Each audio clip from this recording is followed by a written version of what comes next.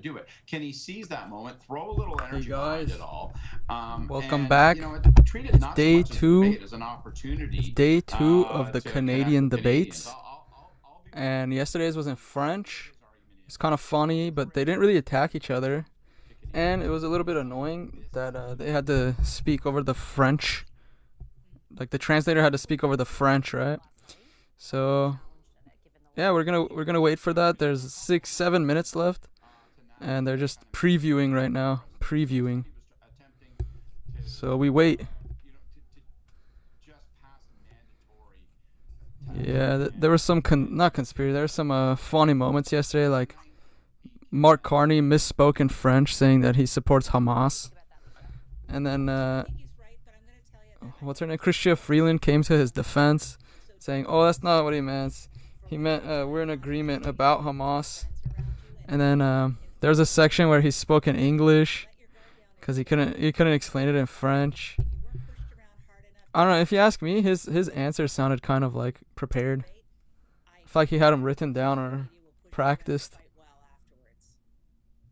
Yeah, it's well attended. I would say also like so far many of the leaders have done, the candidates have done stuff in smaller markets where you're not getting a lot of, particularly people from the press gallery who are living and breathing this stuff. And that's, they've all made the trip, Tom, to Montreal. What are your thoughts on what Lisa and Scott lay out? Love the thumbnail. Thank you. I worked hard on that. You like the crying face on the side, the drooling like. That's me watching.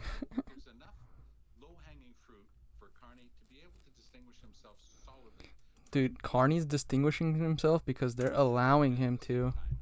That's what doesn't make sense with Chrystia Freeland. Like she pretty much backstabbed Trudeau, and then she threw her name in the running. And instead of going out swinging and trying to get the nomination, she's out there helping out Carney. That's when I knew it was kind of like it was planned out. Because why on earth would a competitor who left the race, backstabbed her party, her friend, get to the debates and do nothing?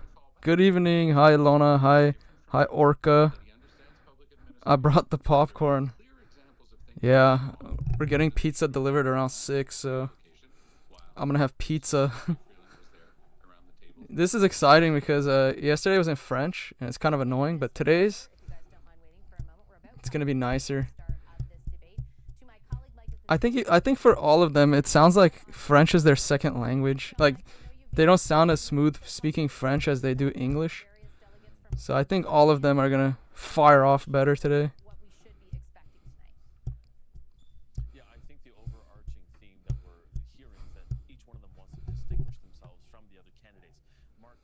Mark Carney, Carnival Carnies.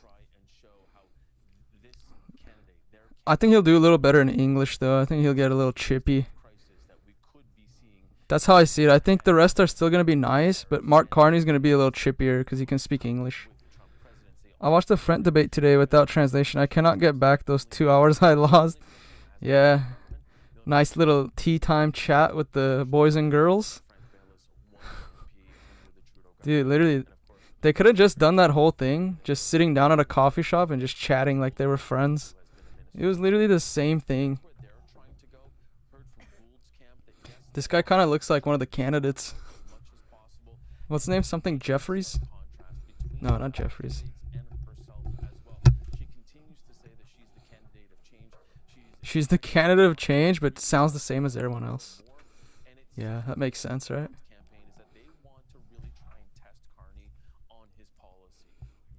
Then do it. No one said shit.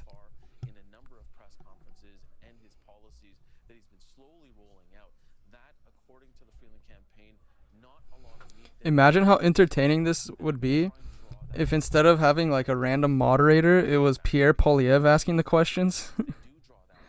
Dude, that would be crazy.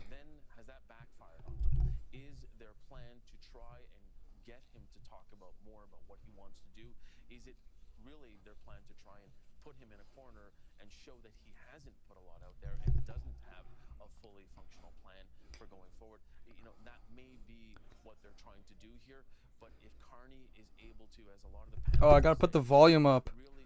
present himself as the only option available, as the one who has momentum, as the one who can take on Donald Trump. That's another key. Why do they keep saying that? You don't have to take on Donald Trump. Just make Canada better. England governor, going through the 2008 financial crisis here in Canada, and then Brexit with the Bank of England. Those are two I don't know if you guys heard, but today Keir Starmer of England started cutting out. I'm not gonna say your name because you told me not to, but hey, what's up? England, Keir Starmer cut out foreign aid. They're called Action Aid. He cut that to increase their military budget. So I think that's what's supposed to happen with Canada. And then Trump will invite Trudeau. Donald Trump. If there is something where we're going to see some differences of actual policy, where do you think 1 minute left. 1 minute left. It may be around Carney's own proposals. I mean, his distinction between operating budgets and capital budgets, and exactly where is that line drawn. If you're Freeland, she may draw upon her time as finance minister to say, 1 minute more left. Complicated than that. Let me go But grab honestly, my I water. don't really expect that to happen. I don't think the Freeland's gonna. She may try to be a little more energetic than she was last night. I don't think she's going to be more aggressive, more pointed, more hostile toward Carney than she was last night. At least I would be very surprised. It's not in her interest. It's not in the party's interest. Doesn't make a ton of sense. I just add one thing. I think that Mike's point about how do you draw upon your experience that uniquely qualifies you for this moment if you're Mark Carney, Brexit, the 2009 financial crisis, but still keep it about the future, right? People vote for the future. They don't vote for the past. So that is going to be an interesting balance to watch Carney strike. How does he draw upon his experience, but say, really, I'm about the next 10 minutes, not the last 10 years? Lisa, you've been part of debates against, fellow members of your party. In this instance, do you see room for policy differences tonight? And if so, where? I do. Hell no. All Freeland their policies are the same except for Angela Gould. She was and like Karina Gould different. on Karina the Gould. use of Karina Gould. resources in Canada. Karina Gould is very strong in terms of wanting to move past the use of fossil fuels. She said it many times. What the Famously fuck? said it early on in one of her very first campaigns that oil should be left in the ground. No, what's wrong with you? That's what makes you rich. From Mark Carney and Chrystia Freeland, who are both pivoting towards natural gas and pipelines. Tom, I'll give you the last word. I think we're just a few seconds out from the start, so if I have to cut you All off, right, it's about to start. No problem. I think that we're going to be paying attention to, on the Quebec side, if there are any differences between what he said last night and what he says tonight. We just That's a talked good about point. Resources. He's shown a very strong willingness to use federal powers to push through pipelines. Yeah. He backed away from that in Quebec. Okay. Is that the type of thing that's I got to cut you off again with Here we go. Again with apologies, but we'll all be reconvening after the debate. I'm going to throw right to it. As Rich the debate people gets are harder to underway in control. Montreal. We're going to take you there live. Let's listen in. Who's the rich people you're referring to? And welcome to the English it's a different lady. Leadership debate here in Montreal. I'm Hannah Thibedeau, the Executive Hannah Communications Officer with Global Public Affairs. Tonight, I am very thankful to be moderating this debate. Tonight, our candidates, I'm going to introduce you. Karina Gould on the left, Frank Baylis. Let's see how the makeup's doing Chrystia today. Freeland and Mark Carney will tackle They switched four spots. key themes, and those themes were informed by registered liberals across this country. I'm just going to remind you what those were. If you didn't watch the French language debate 90 last night, you seconds. missed a lot. But tonight, I'm glad you're with us. It's Canada's place in the world, growing a strong economy, supporting Canadians, and of course, climate change. I want to welcome all of you to the debate this evening. I'm so happy to be here with you. Great to be with you, Hannah. So I'm going to explain to viewers Oil a execs, little bit the about oligarchs. the format and remind everyone What's here up, Hokey too, Pokey? because we go off a little bit. You ready for these so debates? Here's the format. In each theme, there is an opportunity for candidates to answer a 1-minute question. I want to see a fight. That's all I'm asking for. I don't ask for much. I just wanted to get a tad chippy. Debates, and we're going to have closing statements. Some of tonight's questions did come from registered liberals. None of the candidates or their teams know what the questions are. They're in my head. Really? They will Are you come sure? out. Let's start. I want to get right into this and Why begin does she have to with mention opening that? statements. And this order was decided by a random draw. Mr. Baylis, your 90 Skip seconds Baylis. starts right now. Again. Hey guys. Good evening, everyone. My name is Frank Baylis, and I'm a professional engineer. As a businessman, I built several companies in the healthcare. Okay, already I gotta say they sound so much better in English. And along with that, I've created thousands of good-paying, high-technology jobs. I know how to build strong teams. I know how to find good people and work with them to achieve results. And this is how I will work with Trump. I've also been elected as a member of parliament from 2015 to 2019. So I have an understanding of how government works. Now, this combination of my private sector and my public sector experience puts me in a unique position to be able to build systems, hey guys, work with the government. Can you guys do me a favor and drop a Canadians. like? I'd appreciate that. I recognize that we're living in challenging times, but having said that, I'm very optimistic about our future. Yes, Mark Carney is the master debater. In Canada, and with my plan, he mastered debates with other countries too. Potential. And he mastered debates with the money. Number one, I want to build a strong and resilient economy that we all benefit from. Number two, I want to improve our healthcare system so that it becomes the best healthcare system in the world. I thought it was already the best though. Isn't it free? Oh, yeah. It's not going to cost more money. It's going to save money. How would you do that? How would you make it better? But if you cut out the waste, right? The federal government cut out the waste. Much more efficacious, better at delivering services to our Canadian citizens. Together, we will build a proud. Yeah, exactly, exactly. You gotta take notes. Mr. Baylis, thank you. They're like the same. They're like the same person. Starts right now. You know, here they do Trump bad, Trump bad, Pierre bad, Pierre's a dictator. Growing up in a middle-class family in Burlington, Ontario, and now having 2 kids of my own, I get what Canadians are going through. Worrying about how to Carney's pay a been mortgage, making keep gas in making the tank, us rich or here. whether you'll be able to retire. I know it hasn't been easy as we face serious challenges to our economy and to our sovereignty. But these challenges also present us with incredible opportunities to unite our country, defend our economy, and protect our values from the threats we are facing from south of the border and our own little version of Trump. Why didn't she say, oh, okay, there you go. Our own little version of Trump. There you have one. For Canadians. You have one right there. With experience, I know how to get that done. I am so proud to be Canadian, especially right now. As Canadians across this country. Why? Because you're running for president or prime minister? And tonight, each of us on this stage need to meet the moment. Tonight, I am going to raise the tough questions we need to confront as Liberals. They just love saying these cute little sayings. Stand on the big issues we must meet the moment. Canadians and present a clear plan for the future of this country. If we do not do that, we will lose the next election. Our opponents may wish that Canada is broken, but we know as Liberals, this is a great country. Now is the time for hope.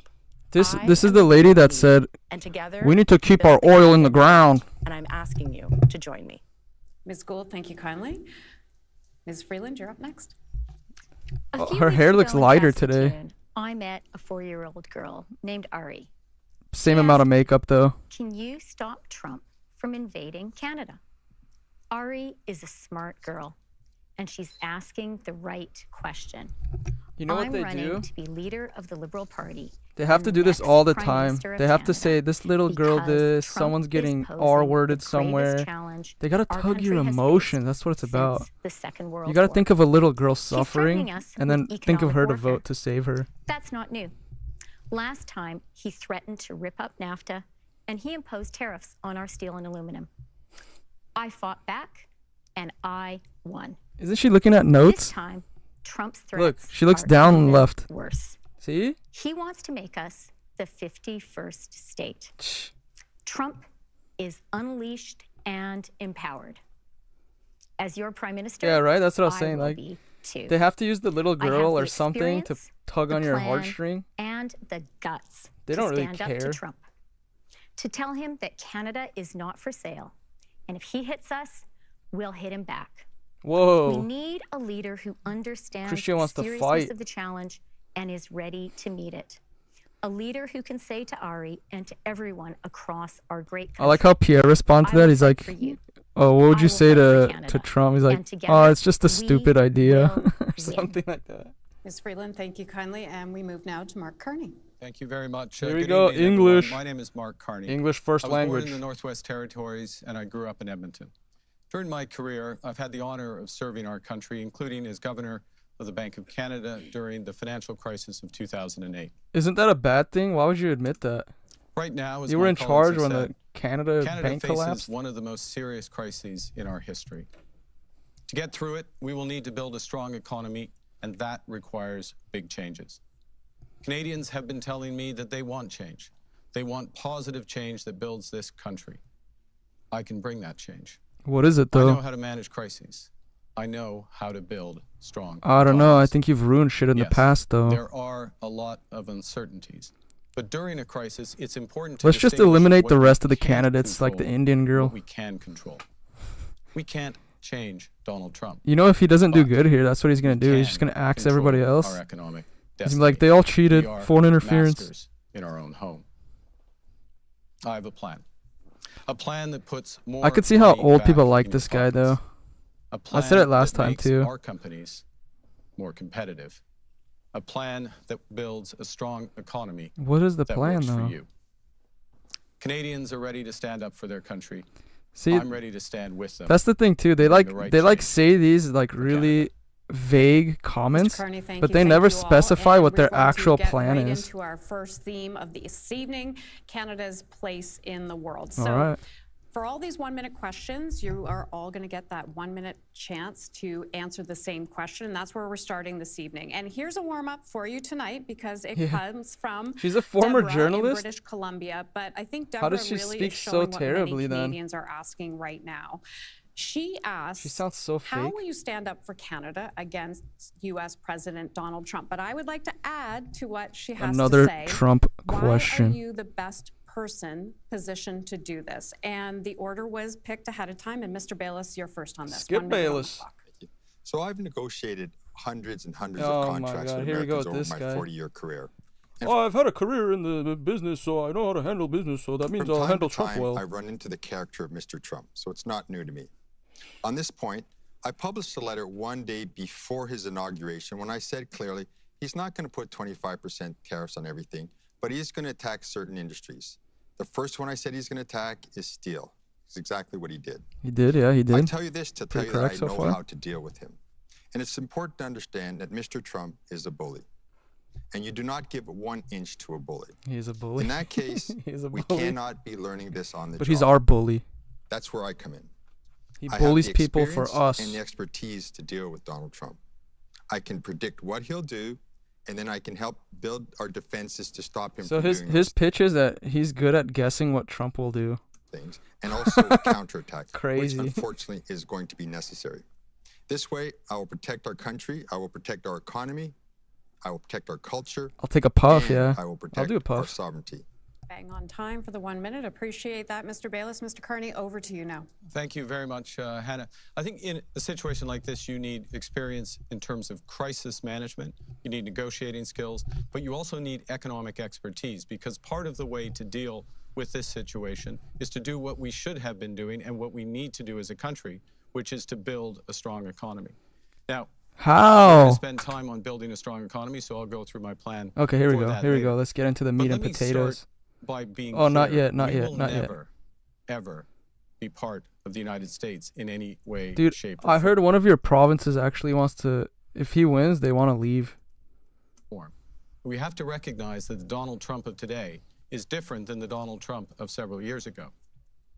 Then his objective was to take more of our market. Now he wants to take our country. Let me finish by pointing I out thought he what I'm didn't, saying. but I'm Who's starting to the feel worst now he person wants to really stand up take to Donald Canada. Trump?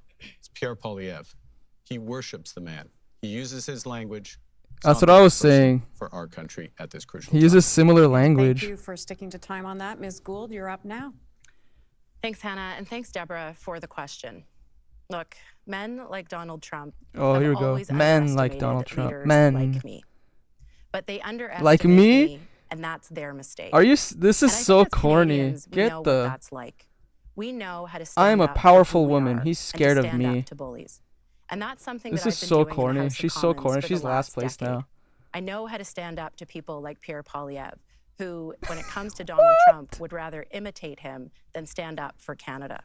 I know how to stand up to people who want to take from us what is rightfully ours. We are a proud, sovereign country, and as Canadians, we have so much to offer. I'm just letting you but know, also if she's the your Americans president, if depend she's on your us. prime minister, And you Trump can't is bring a invading calculator to a knife 100%. fight. You have to fight very strongly and with the right tools, and that's exactly what I'm going to do as Prime Minister. Ms. Gould, thank you kindly. We're going to move into our first 5-minute debate. Oh, debate or agreeing session? Oh my gosh. That's no First problem. mistake by the moderator. My She just forgot apologies. Chrystia Ms. Freeland. Thank you. She forgot Chrystia Freeland. Thanks. Trump represents Oh my the biggest God. threat our country has seen since the Second World What a War. loser. I have They don't even recognized that remember from the she's outset. there. I've built my campaign on a plan to answer that threat. I do think, though, it is a big mistake for Canadians to think that because we can't change Trump, we can't negotiate with him. Of course we can't change him, but we can outwit him. And the way to do that is by using our leverage, by recognizing that, yes, we depend on the U.S., but they depend on us, too.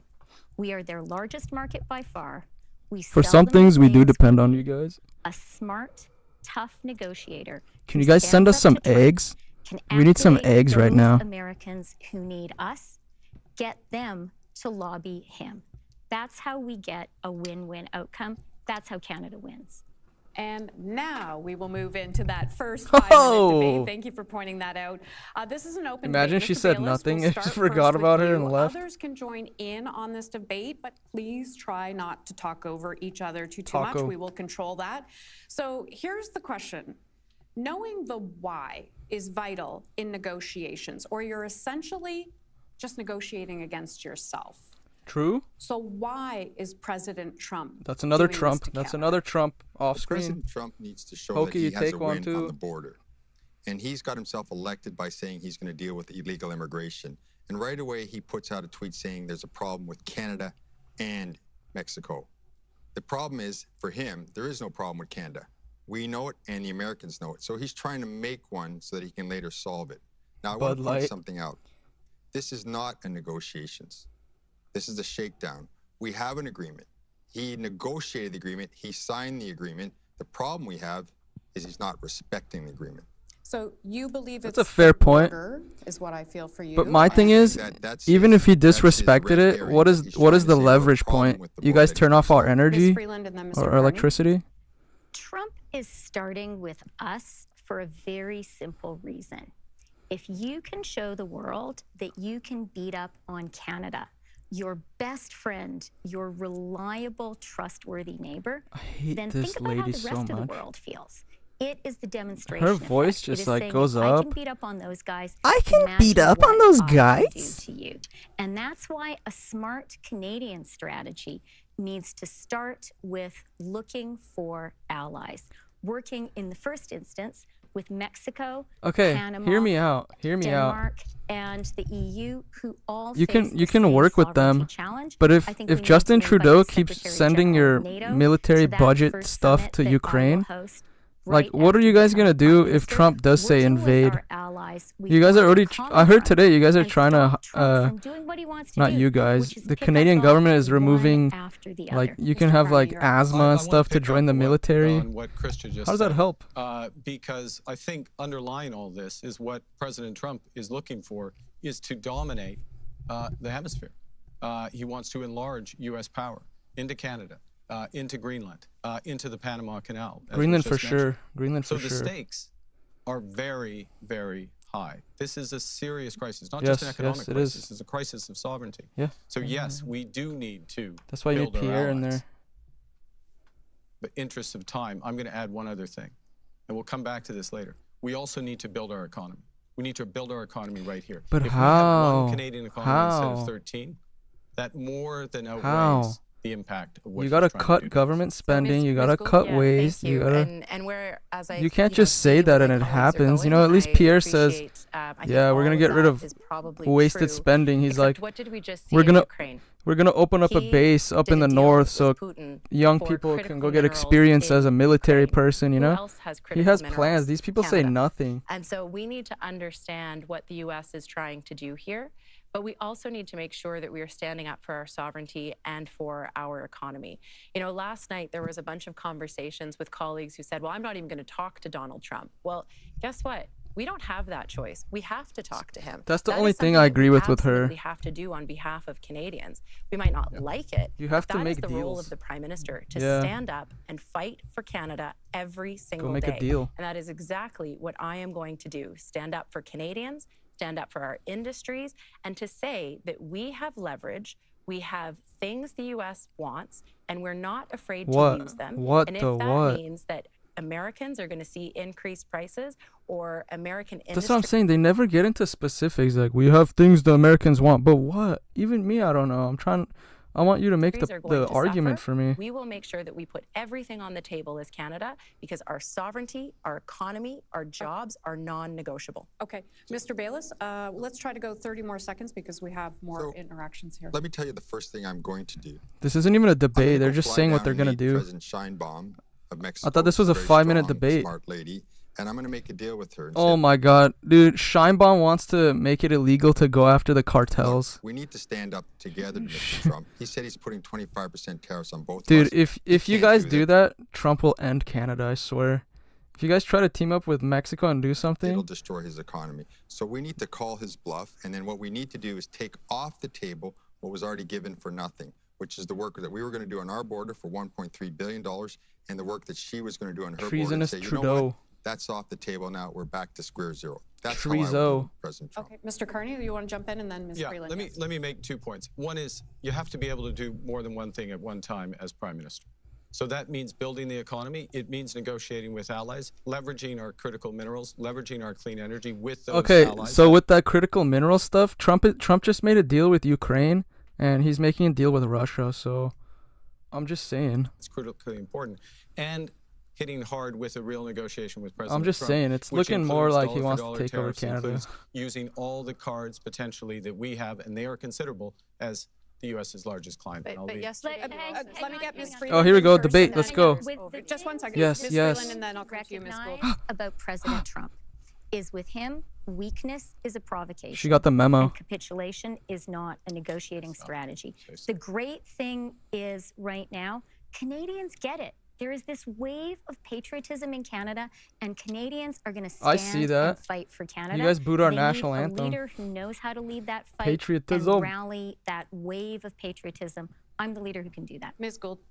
Can she do it? Well, can she really do it, though? I would like to ask Mr. Carney, because yesterday he made some mentions of sectors that she's he would just protect a journalist over others. And I think what is really important is to understand which sectors you're willing to protect, but which sectors you would negotiate away.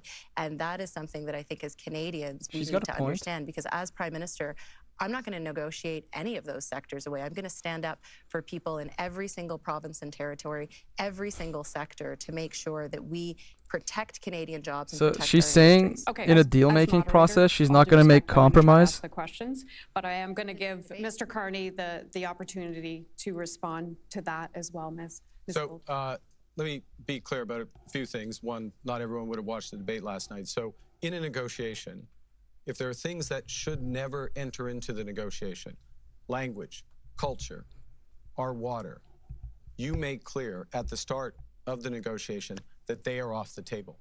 Second thing is that the other aspects, for example, our auto sector, I'll give an example, which is intimately Trump's going to ruin your auto sector. He wants to bring auto manufacturing back to here. With the United States. We're going to negotiate around maintaining a good deal for our auto sector. But that is not the same as accepting a bad deal, Karina. Well, actually, when it comes to the auto sector, 10 seconds in the previous NAFTA negotiation, here we got go. a better deal than we had before. We changed the rules of origin for car parts that it gave an advantage to high-wage Canadian workers. True. That's the kind of approach we need to take. Ms. Gould, do you want 10 seconds before we move on? No, I'm okay. Okay, we are going to move on then. Thank you. That was a great, fulsome debate. We're going to move on to exactly. Next, she said it correct. That was a great, wholesome debate. If Biden or Kamala came to a hockey game, I would yell at "Let's go, Brandon," but I wouldn't boo the anthem. It's okay. You can boo the anthem. I love that stuff because that's the meaning of sports to me. You got to get into it. The Prime Minister of this country. But thank you. What is your first move? And again, this was drawn ahead of time. And Mr. Baylis, your start. So, first of all, I don't take him at his word. He said March 4th, but I would expect him to hit us beforehand, and I expect him to hit us again. What he's going to do is look at. Let's see if he's correct. I'll keep that in mind. He thinks he's gonna hit you Industries guys where he beforehand. has overcapacity in the United States, because he'll be thinking that's going to hurt the American economy the least, I should say. This guy's actually kind of smart now. Looking at softwood lumber, and he's number one for me right now. Yesterday he was last. Today he's first. And what we're going to be doing is supporting those industries completely. We're not going to let them take our jobs away. And we're going to be putting into place very intelligent counter tariffs. And then we're going to be waiting. And we're going to be waiting. What does it mean to give a intelligent counter tariff? That he can't get away with this. Then what I am going to do is, as I said, I will go down and meet with President Sheinbaum of Mexico. That's a bad idea. With her and say, listen, let's hold the fort together. Let's call him on his 25% tariff bluff. Let's just call it. Tell him, do it. And let's take everything that he already took from us off the table. Mr. Baylis, thank you. Ms. Freeland, you're up. You know, that like sounds good on paper, but if that happens and we get into a trade war, you guys are going to suffer way more than we are. My first move is dollar for dollar retaliation. And let me be very clear with President Trump. If I am Prime Minister, I will not flinch. We will retaliate. If you hit us, we will hit back. But our retaliation will be a lot smarter than their dumb tariffs. And it's the Wall Street Journal. The only thing is our economy doesn't rely that much on Canada, right? But if Canada would stop importing here, or if it increases and increases, it would shatter you guys. Think about it. Like, you guys are already stretched a little bit, right?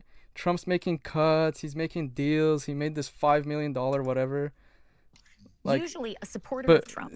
Like I was saying earlier, all they want to do is say, we're going to spend more here. This is going to be this, going to be better. That's going to be better. Where's it going to come from? Plus, you guys have the carbon tax, which is going to increase, right? And then now to add counter tariffs, which is going to tax you guys. That described this Trump effort as dumb. Canada, by contrast, is going to be smart. We are going to have a targeted retaliation. But you guys do have leverage points. I think the electricity and the water. And does minimum harm to us. We're going to hit Trump's best friends. I will impose a 100% tariff on Teslas. I'm going to hit Wisconsin dairy. I'm going to hit Florida orange juice. And you are going to see a stock market reaction. You're going to see people like the American Farm Bureau complaining about the Canadian potash they need that costs more. And that reaction, that pain, will cause Trump ultimately to back down, just like he did last time. Ms. Gould, you're up next. Only days later, you become Prime Minister. What's your first move? We got to wait to see, but I don't believe it. My very first move is to call a meeting with the Council of the Federation and bring the premiers together to make sure that we share our plan for Canada, because this is every single province and territory, every business leader in our country, every union leader, every single Canadian, and then to share the plan with the entire country, because Canadians deserve to know what we are doing. Absolutely, we retaliate against Donald Trump. We do a major Team Canada approach in the United States where we engage with American leaders, but also American citizens, because it is American citizens who are going to feel the impact of these tariffs. And we need to let them know that this is not Canada's decision. This is the decision of the United States. And I'm going to call on Canadians to stop going to Florida, to stop buying Florida orange juice, because that's a $50 billion economy in that state alone. Canadians matter to the United States. Ms. Gould, thank you kindly. Mr. Carney, days later, you become Prime Minister. What's your first move? Well, I'll pick up on a few things. First, entirely agree with what Karina just said. First item, I would call it a First Ministers meeting as opposed to Council of Federations, but First Ministers meeting, sharing the plan, but also developing our broader response, our broader domestic response, including project. Secondly, entirely agree with Chrystia. Dollar for dollar tariffs, maximum impact on the United States, minimal impact here in... Okay, hear me out. So I get it. When we tariff you guys, it impacts us because when we import your products, it's more expensive, right? But if we have a lot of stuff that's made in America, so if we just choose an alternative, right, it doesn't really impact us that much. But the other way around, like I was saying, you guys have your carbon tax, you guys have the green energy stuff, and everyone's already kind of squeezed for money, right? Plus, Trump's cutting waste, your government's adding waste, sending even more to Ukraine, right? So 25% tariff on things that come from America, I don't know, I just feel like it would squeeze you guys a little harder. No, we are their largest supplier of energy. We are their largest supplier. But yeah, you guys have some leverage points, but say for energy, Trump is reopening the Keystone Pipeline. He's drilling again in the Gulf of America. That's why he changed the name, because Biden had an executive order where you can't drill for oil there. So that's what I'm saying. Like, what we don't get from you, we're going to minimize. And then if anything, Trump can make deals with Venezuela, or there's other places, right? It'll be a little more expensive. But that's what I'm saying. I don't think it would affect us as much. Their economic impact of the Trump policies. We will amplify that. And that will begin to create the leverage. And then I will call President Trump. And then you'll call President Trump. Well, it's going to be a long day. Okay, Mr. Carney, thank you. Ms. Gould, this is a 5-minute section, and I'm going to start with you on this. Others can jump in, again, if we can try not to talk over each other. Ms. Gould, what do you think Canada should be doing with our allies? And we did hear some discussion in the opening statements about this, given the shifting geopolitical sands around the globe. Well, look, I mentioned that over the past week, Donald Trump has been negotiating away Ukraine's sovereignty and their territorial integrity. We saw President Trump abandon the free world throughout this process. We absolutely need to shore up our allies with democracies around the world, because our democracy is under threat. We need to protect the values that we care about. What does that look like? It means reaching the 2% NATO target, not because the U.S. asked us to, but because we need to as Canadians. It means making sure that we stand up for our values around the world, Carney that we continue with our important international assistance. We saw Trump take away from USAID. Canada can't fill that void, but we can maintain our commitments. And it means making sure that we live our values on a daily basis on the international scene. The world needs Canada, and Canada will be there for the world. Ms. Freeland? It's a great question, because what is different about this unleashed and empowered President Trump is he is clearly threatening our sovereignty, and we need to respond. For the first time, the U.S., rather than guaranteeing, for the first time since the Second World War, rather than guaranteeing the rules-based order, the U.S. is turning predator. And so what Canada needs to do is work closely with our democratic allies, our military allies. I've been foreign minister. I know how to do that. That's why I would start. I think you guys need to stop wasting money on foreign aid and sending military aid to Ukraine, and spend it on your own military and self-defense. With our Nordic partners, specifically Denmark, which is also being threatened, and our European NATO Denmark allies. Has 50,000 I would be sure citizens. that France and Britain were there, who possess nuclear weapons, and I would be working urgently with those partners to build a closer security relationship that guarantees our security in a time when the United States can be a threat. And I would also, crucially, reach out to our Asian democratic partners, Japan, South Korea, Australia. They need to be part of the conversation too. We need to be ready for a world where the U.S. is not the leader of the free world anymore. Canada can be and must be a leader in building this new order. Our allies are looking to us, and if we do this, we'll make ourselves safer as well. Mr. Baylis. Thank you.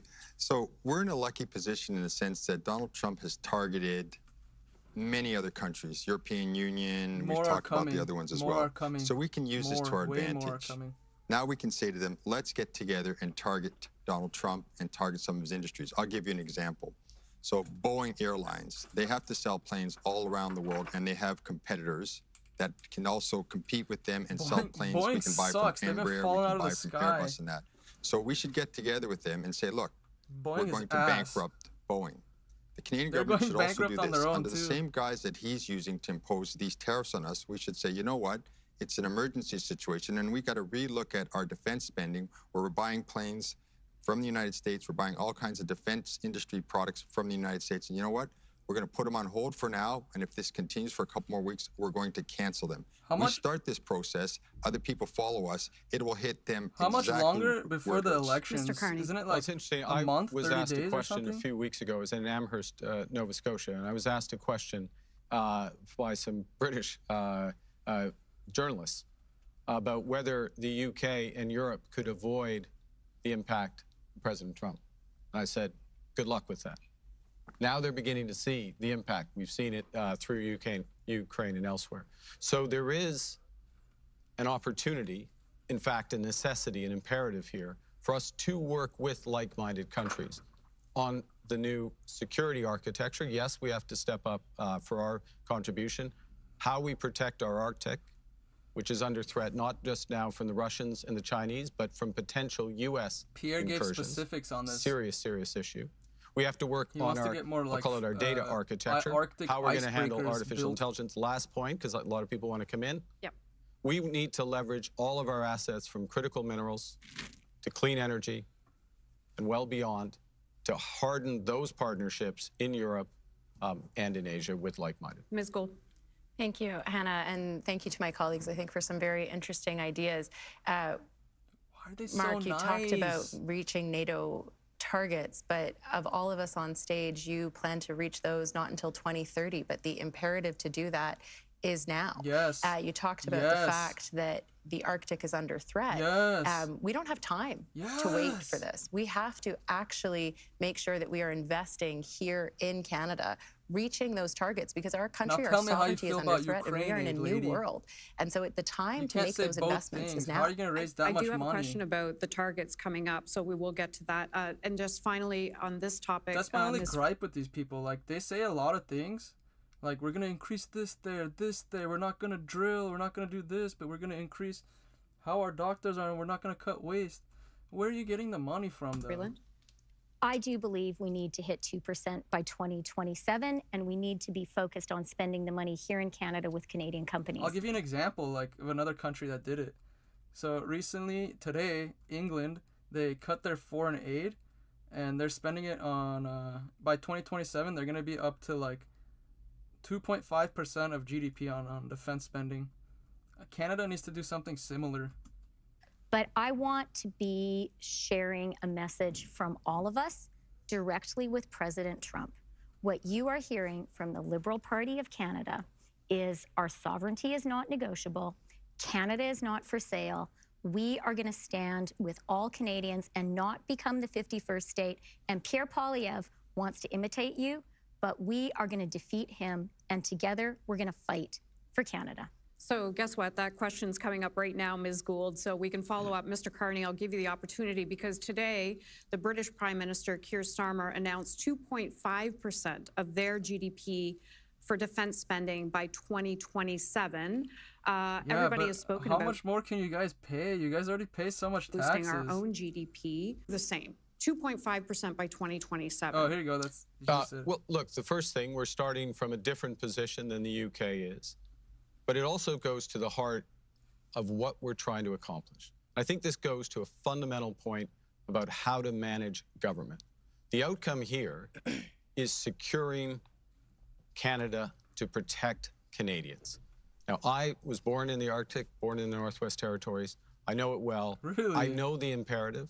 The imperative in the Arctic is to have at least 2 new bases in the Arctic, probably Tuktoyaktuk and Inuktitut. We need to build out on NORAD. We need to build out cyber capabilities. We need to build out our frontiers. The core point, I will spend defense dollars in Canada, not the 80% that this government has spent in the United States up until now. 80% of capital's defense dollars have gone to the United States. I will spend them in Canada, and I will spend them as rapidly as possible to secure for Canadians.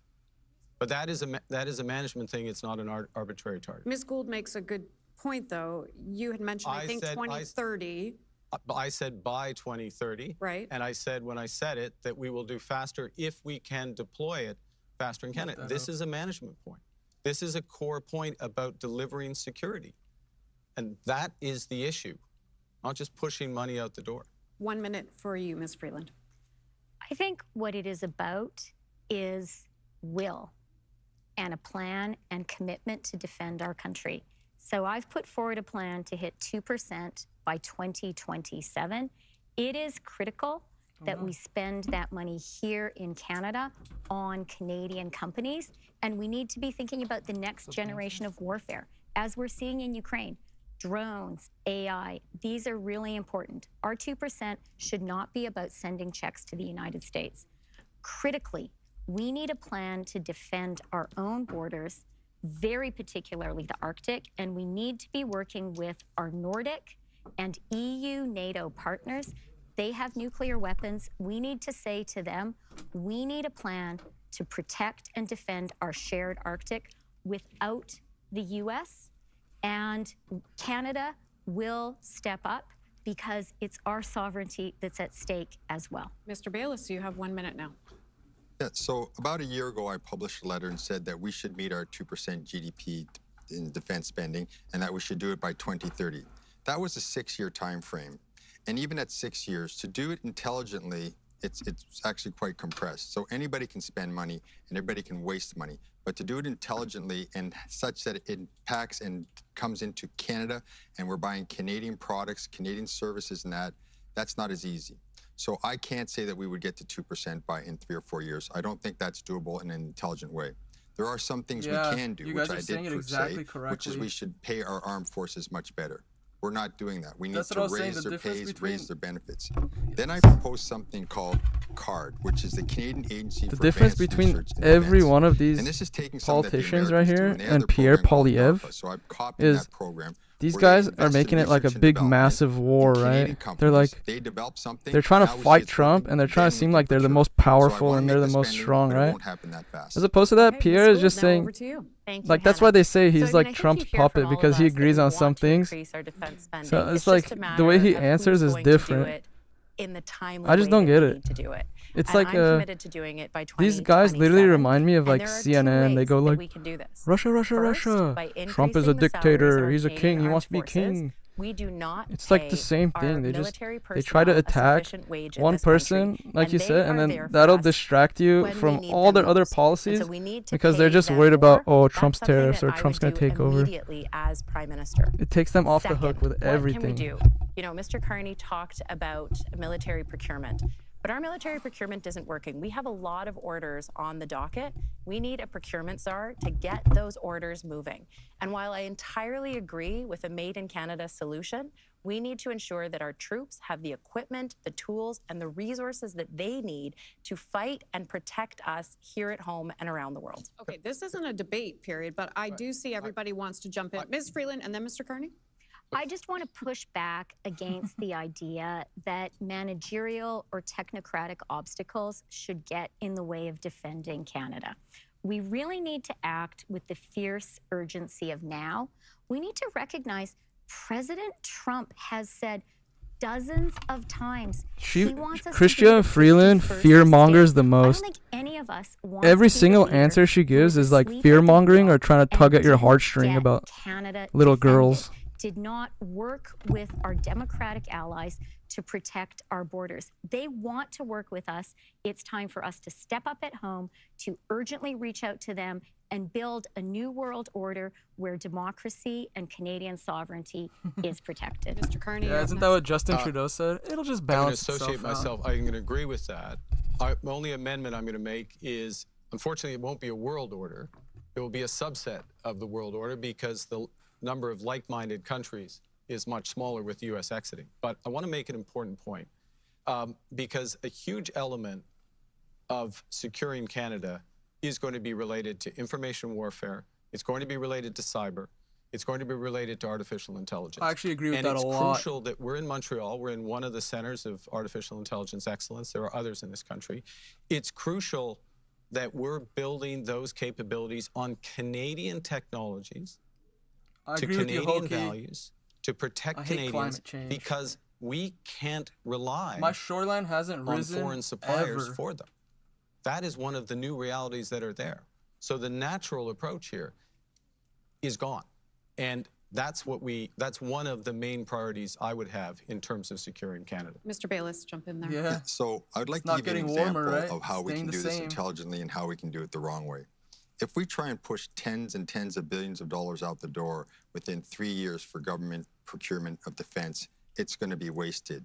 It's going to be splashed all over the place, and we're not going to get what we need. The program that I'm calling for, CARD, Canadian Agency for Advanced Research and Defense, what we would do, I'll give you an example with respect to drones. Right here in Quebec, we have a very strong aerospace industry. So we would give out 5 or 6 research contracts, and none of this, by the way, is subject to our trade agreements, and see who comes up with the best drone. And once we have that, then we can go and say, we're going to buy that from you.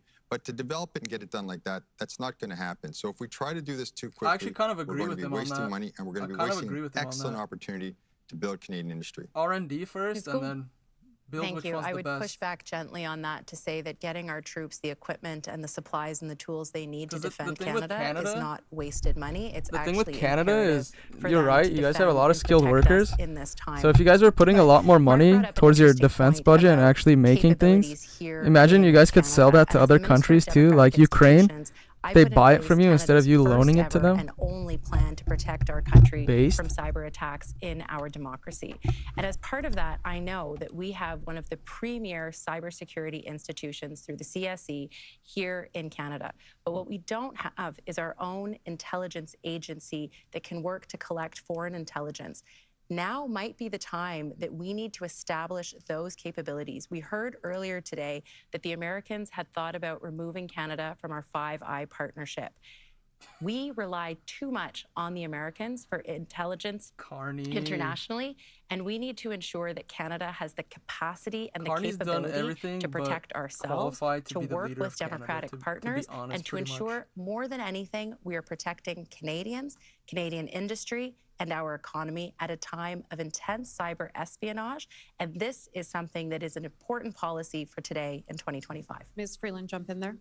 You know, I really believe in Canada and Canadians, and there is this wave of passion in our country to defend our country. One of the reasons that I decided to run for the leadership is I had a conversation after Trump made his 51st state threat with a couple of very brilliant young technologists who worked with Jeff Hinton, the Nobel Prize-winning father of AI.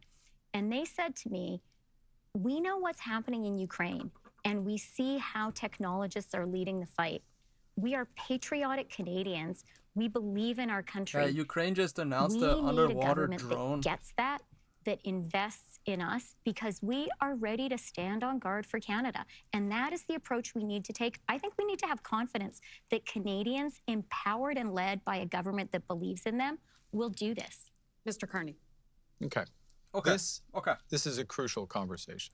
Back with the pen. What did I say yesterday really about the pen? by That's the Carney look. Seriousness, the range of ideas. But I'm going to bring up one related aspect, which Karina just touched on, which is about foreign interference in our democratic institutions. The responsibility of all politicians, particularly leaders of parties, and certainly a prime minister, is to be fully briefed on these issues. Pierre Poilievre, I heard he has some conflict of interest too. To get his security clearance.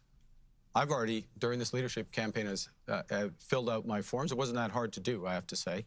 And put them in, and I fully expect to get it. I heard there's conspiracies around that one. This is the kind of irresponsibility at a time when our country is under threat that we cannot afford. We cannot afford a leader like Pierre Poilievre.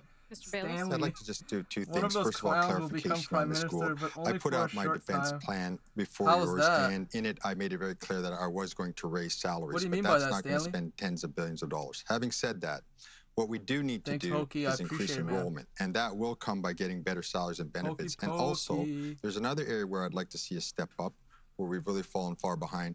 We're down to 33 UN peacekeepers in the world. Me and my brother went on a walk yesterday, and we almost got country that brought peacekeeping to the world. So I'd like to really invest in recruiting, strengthening the number of people in our armed forces, and putting some out in peacekeeping roles.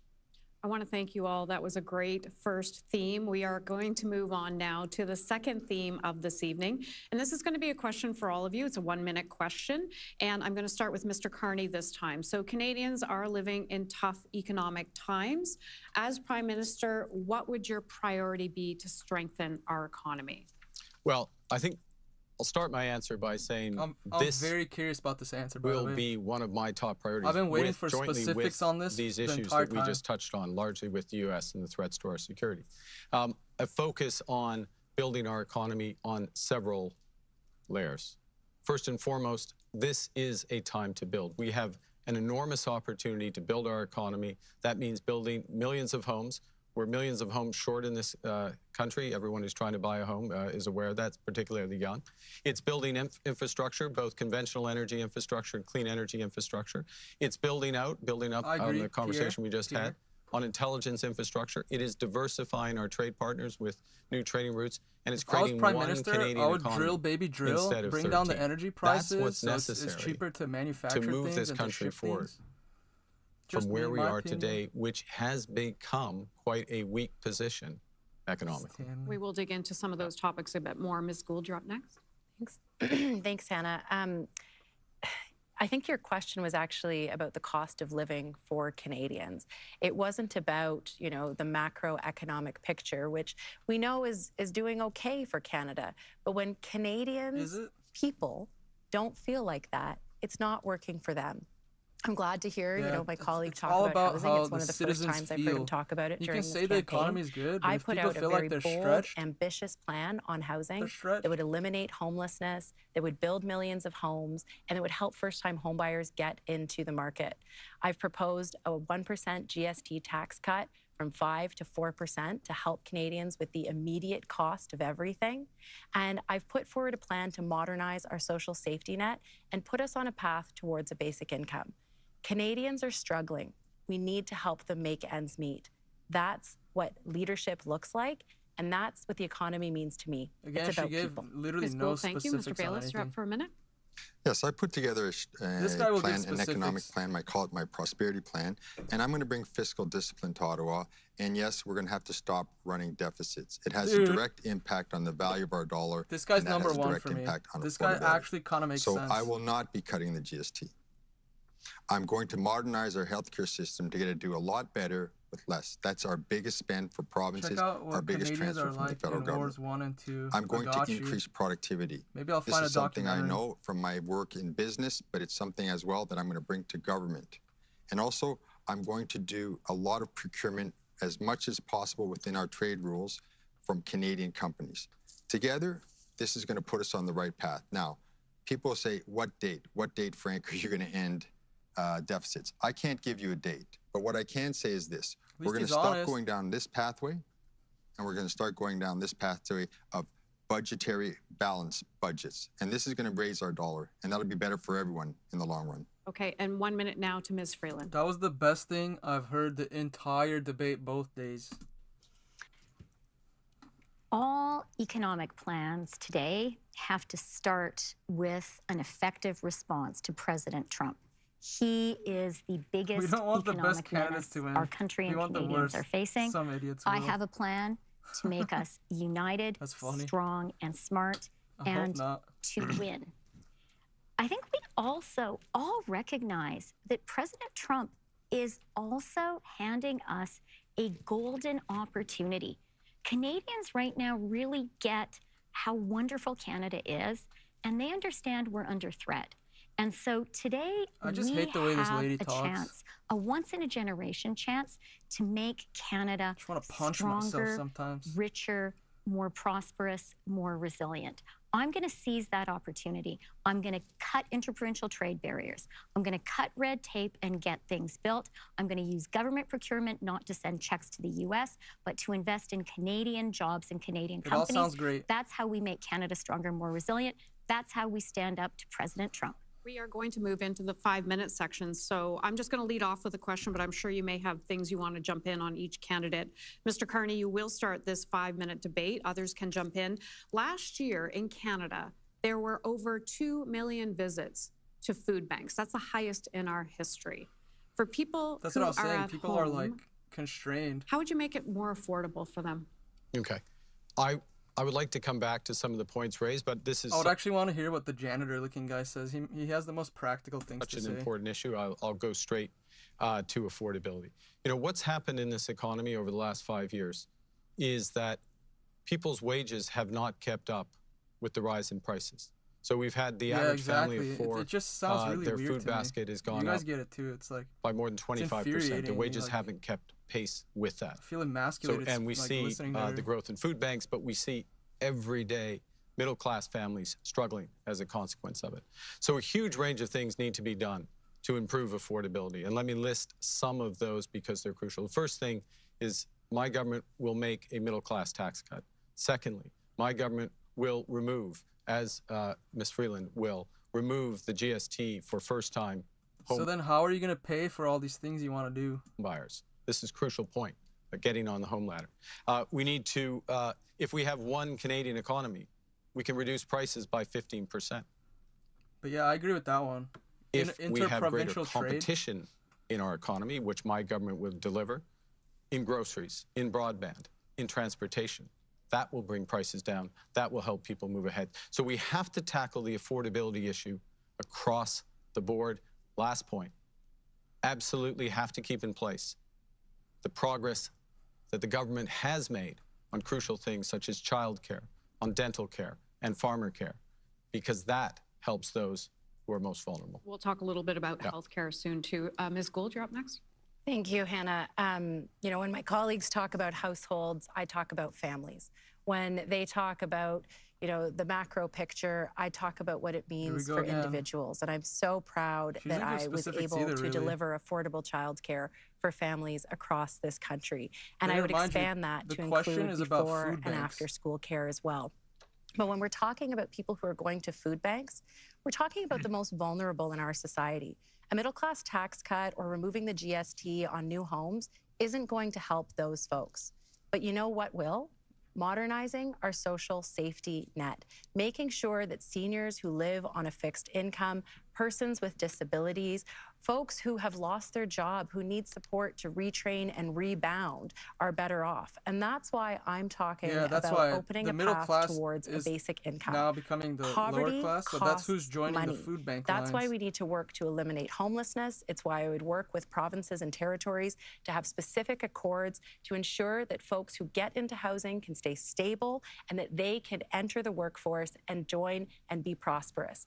We need to tackle poverty in this country. It is urgent for us to do, and it is something that I am promising that I will work on with Canadians to ensure that every person in this country has a real, viable opportunity for success. Ms. Freeland, you're up next. I am so glad to have childcare mentioned.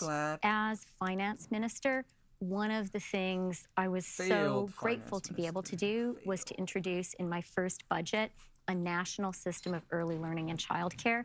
And it was wonderful to work first with Ahmed Hussein, get that first crucial deal with BC and a bunch more. And then Ahmed handed the baton to Karina and we worked together. This is generational. It's transformational for Canada.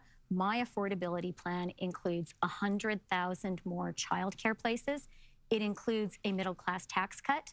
It includes a cut on credit card fees. It includes... Where are you getting all of this money from everything? If you want to cut taxes too, you don't want to drill. Where is this money coming from? A cut on taxes for first-time home buyers. And the critical thing for us to all remember is the real threat to Canadian families, Donald Trump. The real threat to people working really hard and struggling to get by is not anyone on this stage. It is Pierre Poilievre. He will cut. He will bring... That's good, though. That's good. You cut so that the waste money can just go towards the stuff that you want to make better for Canadians. If you don't cut waste and don't raise taxes, where's all this money coming from? In a cruel austerity that will hurt all the people in Canada who need the help the most. Crazy, and that's why guys. I'm proud to be a liberal. Do you guys and feel that's the why same I'm as running me, or is it to be just the next me? leader of our party. Maybe I don't get the Baylis, situation. I'm trying to pick up but some time here. 30 seconds to you, and then I'm going to come over to you. me, it So just you feels mentioned crazy. food banks. I've actually been on the board of directors of a food bank for 11 years. And you'll note that that was over the time that I was a member of parliament. So normally I stepped off all boards because you don't want to politicize them. But the food bank said, Frank, we don't care. We need your help. Please stay on the board. So I understand this intimately. Now, what tends to happen with politicians, they did it this time. They brought the grocery store owners in and they yelled at them and screamed at them. But the reality is this. If you want to buy an orange, that grocery store has to go buy it in the United States in US dollars, bring it to Canada, convert it to Canadian dollars. Every time our dollar goes down, the price of that orange goes up. Now, if we want to get that down, working, we need to bring our dollar up and bring oranges, bananas, everything else down. That's the solution. I love this guy. Janitor, I love I want to be clear, and Canadians feel this. I want to be clear about the, quote, strength of our economy. Our economy over the last 5 years has been driven by a big increase in the labor force. Wasn't he the guy advising Justin? Which was largely because of a surge in immigration that is now trying to be controlled. And by government spending that grew over 9% year after year after year, twice the rate of growth of our economy. Fair point, sir. So our economy was weak before we got to the point of these threats from President Trump. That's why we need big changes. That's the reason I'm here. That's why we need big changes to how we're managing this economy. I want to make one last point, which goes to workers.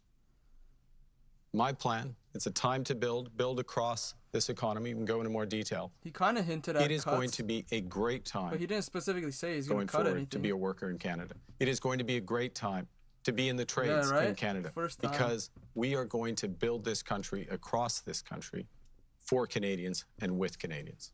Ms. Gould, I'm going to give you 30 seconds. We are out of time, but Yeah, so he's Look, the I'm not one going to that talk kind down of Canada. ruined it, I and am now he's only talking ever bad about going it to so be he a can get champion elected. for this country. And when it comes to the question that was asked about poverty, we actually have to talk about people in poverty and what their lived experience is. When I was the Minister of Families, I worked on a national school food program that is now going to be supporting thousands of kids across this country and delivered childcare.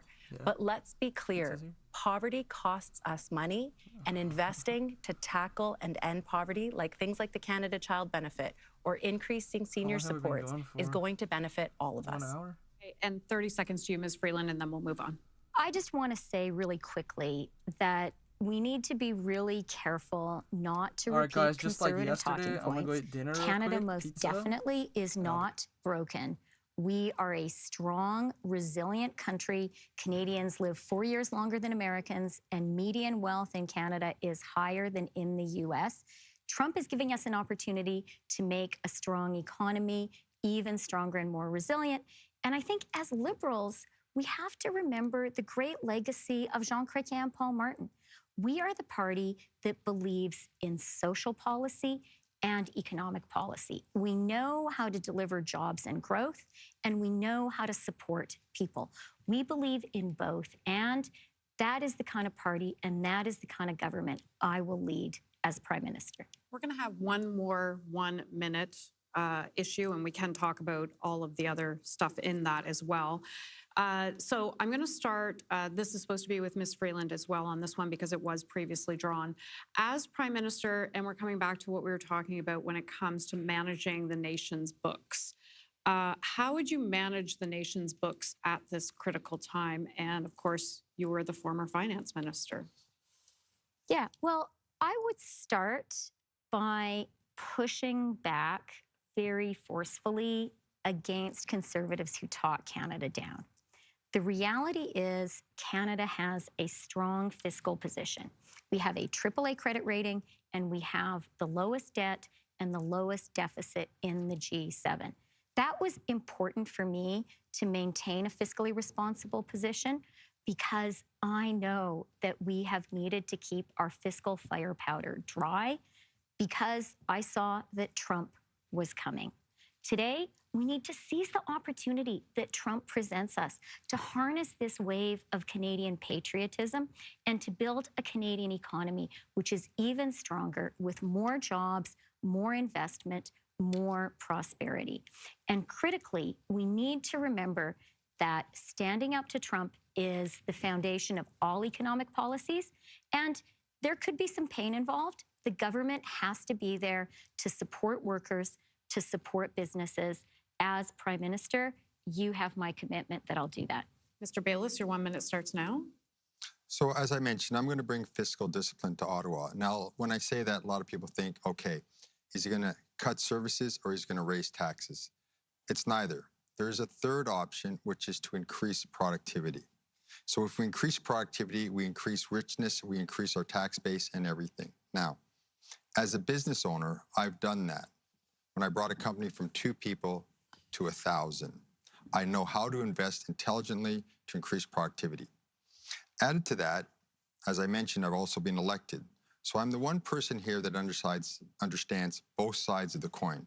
And I'm going to use that skill set to then say, okay, how do we put in place government programs that are going to help the economy work, government programs that are going to be à la bénéfice, to the benefit of businesses, and take away ones that are hurting, such as, for example, I wrote well over a year ago that the increase in capital gains was a very bad idea because it goes against what we want. It discourages investments when we want to encourage them. Ms. Gould, you're up next. Thank you, Hannah. Look, I'm all for increasing productivity. And in fact, last week, I announced a plan to create 1 million new entrepreneurs in this country. I'm the daughter of a small business owner. I grew up working in the family business, and I think we need to unleash that economic potential.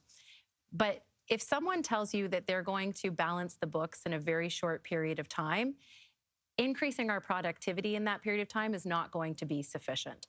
And at a time when we are facing potentially one of the greatest economic shocks our country has experienced, we need to ensure that the government can be there for Canadians, like the federal government was during the pandemic with the Canada Emergency Response Benefit, the business loan, as well as the wage subsidy, because we will win against Donald Trump. But we need to ensure that Canadians have the income support they need and the jobs to get to when we eventually win. Thank you. Mr. Carney, the last in the 1 minute. Okay. Well, it was my privilege to work with Paul Martin when he balanced the books and kept the books balanced. And one of the lessons of that is the need for government to continue to focus on how effective it is spending precious taxpayers' dollars. In other words, a focus on the outcomes of programs as opposed to the dollars going in. And one thing you can see is that the scale of increase in spending and the scale of increase in the public service hasn't been matched by greater productivity in certain areas. So the focus does have to go to that in order to create the room and maintain the room for those social programs, because that is what the Liberal Party is about. One of the core things, which is to manage responsibly our fiscal position so that we can support the vulnerable in society, so we can move forward as a society. So we need to spend less and invest more as a country. We're going to move into a 6-minute debate on this. Yes, because this is something we want to continue to discuss. Ms. Freeland, I'll go to you first on this one. Productivity seems to be sort of a sleeper issue. When you mention it to Canadians, they go, How will you fix productivity in this country? Well, I think that President Trump is giving us this golden opportunity to fix some of the long-standing, well-known obstacles to Canada being more productive. Interprovincial trade is the standout example, and we now have the will to do it. Recognizing foreign credentials of people who are already here, you know, that famous person we all know who is driving a taxi but is a nurse or a doctor, that's another example.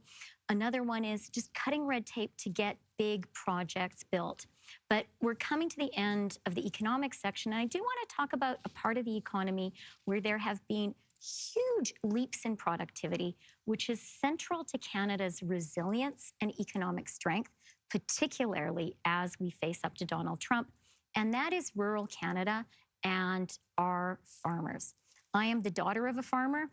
I grew up on a farm. There are no people in Canada or the world who work harder than farmers. And I do think it's really important for us to have government policies that support our farmers. They give us food security. They are an important source of strength when it comes to this standoff with the US. And we need to be very clear with Canada's dairy farmers that we will stand for supply management. I mean, isn't it a good thing that we produce our own milk, our own eggs, our own butter, our own cheese, that we're not dependent on US factory farms for that? So we need to remember and stand with our farmers. Ms. Gould, you're next, please. Thank you, Hannah. Look, Chrystia, I'm really glad you mentioned the rural economy and agriculture. One of the first things I would do as Prime Minister in my speech from the throne is to ensure that we protect supply management. It was a piece of legislation that unfortunately died when we prorogued Parliament, but I think it is imperative that we protect our supply managed sectors.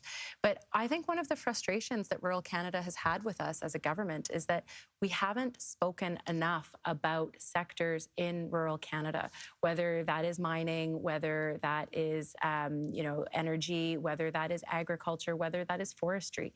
And for us, we have to really ensure that when we talk about productivity, we're not just talking about new sectors, we're talking about existing sectors. And this is where AI can be used as a tool to enhance productivity in those sectors. And that's something that I'm really excited about. But one thing that I do want to mention, and Mark, I'm glad you talked about Paul Martin, because I know you were a really excellent Deputy Minister of Finance who did really good work, is that we also need to remember that the economy is about people. It's not just numbers or points on a graph. It's about how do we make the economy work for people. And Hannah, your question about productivity, what does that mean to the average Canadian when they're saying, I can't afford my groceries and I'm having a hard time paying my rent? We need to talk about the things that matter to Canadians, not because we're talking as politicians, but because we're talking as people who understand and experience what they're going through. Okay. And that's something that I bring to the table. Okay, I'm going to have to stick to time on this topic. Mr. Baylis, you wanted to jump in on that, and then Mr. Carney after that. So when we talk about productivity, one of the first places I'm going to look at is the federal government itself. That's when I talked about modernizing the federal government, one of my 3 priorities. I'll give you an example here. Revenue Canada is the biggest pain point for both individuals and businesses in trying to pay their taxes. This is ridiculous. This is such a waste of time, and that wasted time directly impacts their productivity. So I'm going to fix Revenue Canada. I'm going to get it working the way it should work, because the people that are calling and trying to work with Revenue Canada are good people. They're trying to pay their taxes. Other things I'm going to do, I'm going to build 2 pipelines, 2 gas pipelines to get our great Alberta natural gas to the East Coast and the West Coast. That's going to have a huge impact on our economy. It's going to diversify us away from reliance just on the Americans. And yes, it's going to have a very positive impact on the world's environmental situation, because it allow our Asian and our European allies to come off of coal and oil and start using a much cleaner fuel, liquid natural gas from Alberta. Mark Carney. Okay, one of the reasons why families have a hard time to afford their groceries is because we haven't had productivity. That's the issue. It's that their wages aren't keeping pace with prices. That's because they're not being given the right tools to work with. We're not working as smart as we should. So that's the challenge that we're talking about. And that's the result. And that's the connection. As Prime Minister, you need to make the connection between policies that make that difference that go to families. So both are connected. A couple quick points. Number one Canadian economy will drive huge productivity. Secondly, productivity in government, as Frank just says, I won't go on about it, but it's absolutely essential. We have not had the productivity we need in government. Thirdly, the 2 big drivers of productivity going forward will be the energy transition and AI. Okay, I'm going to give you each 15 seconds. Ms. Freeland, with you first. Making Canada more productive, which just really means making us all more prosperous, means we have to invest in infrastructure. Yep. We have to invest in physical infrastructure. That's why I'm so supportive of high-speed rail. We also have to invest in social infrastructure. That is infrastructure too. And early learning and childcare is such a great example because this is a policy which makes life more affordable for families. It makes kids smarter because it's so high quality, and it adds to the labor force without requiring any new homes. So physical infrastructure, social infrastructure, and we have the national will to really do this because we know we need to be more resilient because we're at this critical moment for our country, facing the need to stand up to Trump and defend our sovereignty and our economy. That was not 15 seconds, but we'll try again. Karina Gould, 15 seconds for you, and then I am going to give Mr. Baylis 15 as well. The job of Prime Minister is to connect with Canadians, and it's to ensure that you are placing the priorities of Canadians at the center of everything that you do. That's why tackling things like homelessness and housing affordability actually make people's lives more affordable. That's the job of being a politician. It's putting the human face on policy. Mr. Baylis, 15 seconds. So with respect to productivity, I'm one of those people that says, what's best practices? Now, one of the leaders in productivity in the world is Ireland, and they have a very clear axiom of belief. Capital gains should be lower because it encourages investments. Whether you're on the right or the left of the spectrum, they all know that. They keep their capital gains tax very low, and that encourages the investments that they need for productivity. Literally 5 seconds, Mr. Carney. It's time to build. We should support builders, and those are people who take risk for our country. Okay, we are going to move on to our third theme this evening. I want to thank you for that last one. It was a really good debate. And we're going to start with you, Ms. Gould, on this one. This is a 1 minute, so each of you are going to get 1 minute to respond to this. In 2015, Justin Trudeau swept to power in large part because young Canadians, they liked him, they voted for him. But fast forward to today, that age group is really moving towards the right. What will you do as Prime Minister to win back the support of that age group? Thanks, Hannah. Well, maybe the debate so far is indicative of why young people are not supporting the Liberals right now, because we're not talking about the issues that matter to them. We talked a little bit about housing, but that's one of the biggest challenges that young people are facing right now. My plan to really supercharge our housing investments, but also to ensure that young people can actually enter the housing market will make a difference in that regard.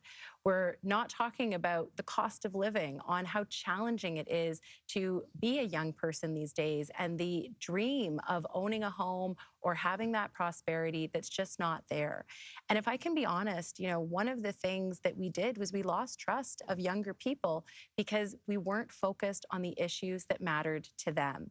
And so my pledge as Prime Minister is to ensure that I am building a future for you as young people and for future generations. Thank you, Ms. Gould. Frank Baylis, you're up next. I probably missed the law. So for young people, there's a few things that are critically important. First of all, let's talk about education. We've done something very silly. By the way, my 1 minute is not on. Should it be on? I'll keep track. Okay, sorry about that. So, that was very honest. Yeah. There we go. There we go. And you'll get those extra seconds. No problem. So what I was going to say is that, first of all, I want to see real investments in our universities. We've been squeezing our universities, and quite frankly, that's the dumbest thing we should be doing because that's the foundation of an advanced economy. So I want young people to know that I will be completely supporting your education. Second thing is, they are the ones that are going to find it hardest to buy a home. So we need to help them buy a home. And there's two things we can do. Well, there's many things, but two things that I'm proposing is to increase the amount for the first home savings account. It hasn't kept up with inflation and that. So we need to increase the amount of money that people can put aside so they can buy a home. And the second thing we need to do is really keep the investments going, which have been lacking for so long, in social housing. The government's got out of social housing, and there's a knock-on effect that affects everybody when that happens. So we need to get back into social housing. We need to help young people buy their homes. And what we need to do, when I get the government in order, what will happen is you'll have more money in your pocket. It'll take a little bit of time, but you will be able to buy a home. Ms. Freeland, your 1 minute is now. Well, I was there in 2015. I had been a backbench MP for 2 years, and I remember how electric that campaign was. And the reason we won at the heart of it was we recognized the pain that middle-class Canadians, including young Canadians, were feeling. And we recognized and identified that Stephen Harper led a lackluster recovery from the 2008 financial crisis. We pointed that out and we said we are going to invest for jobs and growth. Today, we need to do the same thing and we need to focus on affordability for young people. I have a plan to do that. Cut taxes for first-time home buyers, cut taxes for the middle class, 100,000 new childcare places, cap credit card fees. We need to be there for young Canadians so that they can know if they work hard, study hard in the free trade schools I will offer them, they can have a great Canadian middle-class life. Mr. Carney, you're next. Okay. Are we going to talk about housing? We're getting there. Okay, good. Because housing is central to this, but I want to add to the opportunity set for younger Canadians, which has shrunk in recent years. Let's expand it. Let's expand it in all aspects of what we're doing. First and foremost, it's a time to build, as Ms. Freeland just said, focus on infrastructure, building this economy out. There is a huge range of opportunities that comes. As I say, for the next 25 years, being in the trades, fantastic if we follow through with the promise there. That's the first. The second is, as Mr. Baylis said, the new degree. Let's look at our universities. Their funding is being squeezed and has been squeezed, and it's been made up by having foreign students. That's come to an end. We need to be there for our universities, or we're going to miss the opportunity. Thirdly, we need broad-based Do you guys have a problem with immigration too?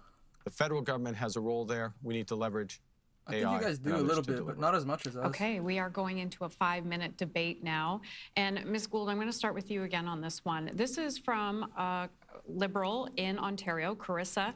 She's asked the question in this survey, how do you plan to make owning a home, and there comes the question about home ownership, feel like a possibility to those stuck in I'll put a highlight land? of the Trump versus Biden Thank you, after Carissa, this. for that You'll question. see what a real debate looks like. There are 2 parts of my comprehensive plan on housing.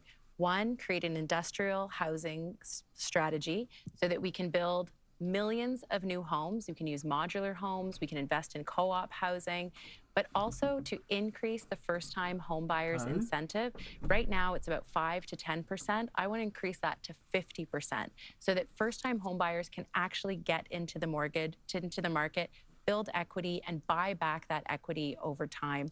But I want to pick up quickly on the last question because I was actually a young person in 2015. And I was excited about what the Liberal Party of Canada was offering, and I was excited about Justin Trudeau's leadership. And you know why? Because it was a bold, ambitious plan for our country. It was progressive. We were going to fight. We fought climate change. We talked about new ideas to move this country forward. And the way that we're going to bring young people back to the party is not by being conservative light and not by being unambitious for Canada. It's going to be by having bold ideas for this country where Canadians feel inspired and hopeful about the future that we're going to have. That's what young people are looking for. They're looking for a hopeful future where those opportunities exist. And, you know, I'm not quite still a young person, although I'm younger. You know, it's that energy, that drive, that optimism for the future that is going to build the best country in the world. Ms. Freeland, you're up next, please. So first of all, I want to say, Carissa, thank you very much for being involved and for asking that question. I hear that question. Thank you so much for being involved and asking that question. Who are just frustrated. I care the most they're worried about young that people. They've My name is lost Chrystia out Freeland. on getting into the housing market, and maybe the kind of life that their parents had is not going to be available to them. It is I hate the way she speaks. It's really essential annoying. for us as a country Canada that didn't suffer the we 2008 say, crash. No banks we're in not going to Canada let asked that for happen. bailout. They were And rich. if young Only bailout was Canadians Ford and Chevy work just to hard, keep those have a Canadians good working. job, studied That's hard, funny. and they want to own a home, They're we have welcome to over make that dream of homeownership achievable. for 40 million. I have That's a plan lot. to do It's it. quite a bit. It starts with cutting taxes for first-time home buyers to give them a leg up in the housing market. I'm so glad to hear so many people mentioning the first home savings account. I introduced that as finance minister. I think it is a great way for young people to save for that first home, and I would increase the amount of money that people can put in that first home savings account. Free trade school is going to help people get that first home too, because it will mean there are more skilled tradespeople to build those first homes people need. And then finally, I just want to say, I'm just curious where it's all going to come want to buy from. their own home. Some people want to live in affordable housing or maybe a co-op. I lived in a co-op. One of my aunts still lives in the co-op. She and my mom helped build. I come from a middle-class family. There is, though, someone in Canada who does not believe in affordable housing, Pierre who does not Poilievre. believe in co-ops. Pierre Poilievre has actually called them Soviet-style housing. And so we all need to be very, very clear. I never knew that. We must defeat him because some Canadians need affordable housing too. Mr. Baylis, you're up next. So I feel for these young people. When I look at the house prices, I shake my head and think, my gosh, when I was buying a house, I thought it was hard. I was like that here my too. first home was $195,000. My grandpa bought a house for, to say that it was like $13,000. But what back then, buying a home was now. about 4 times your salary, your annual salary. It's gone up to now 10 times your salary. So what are we going to do about that?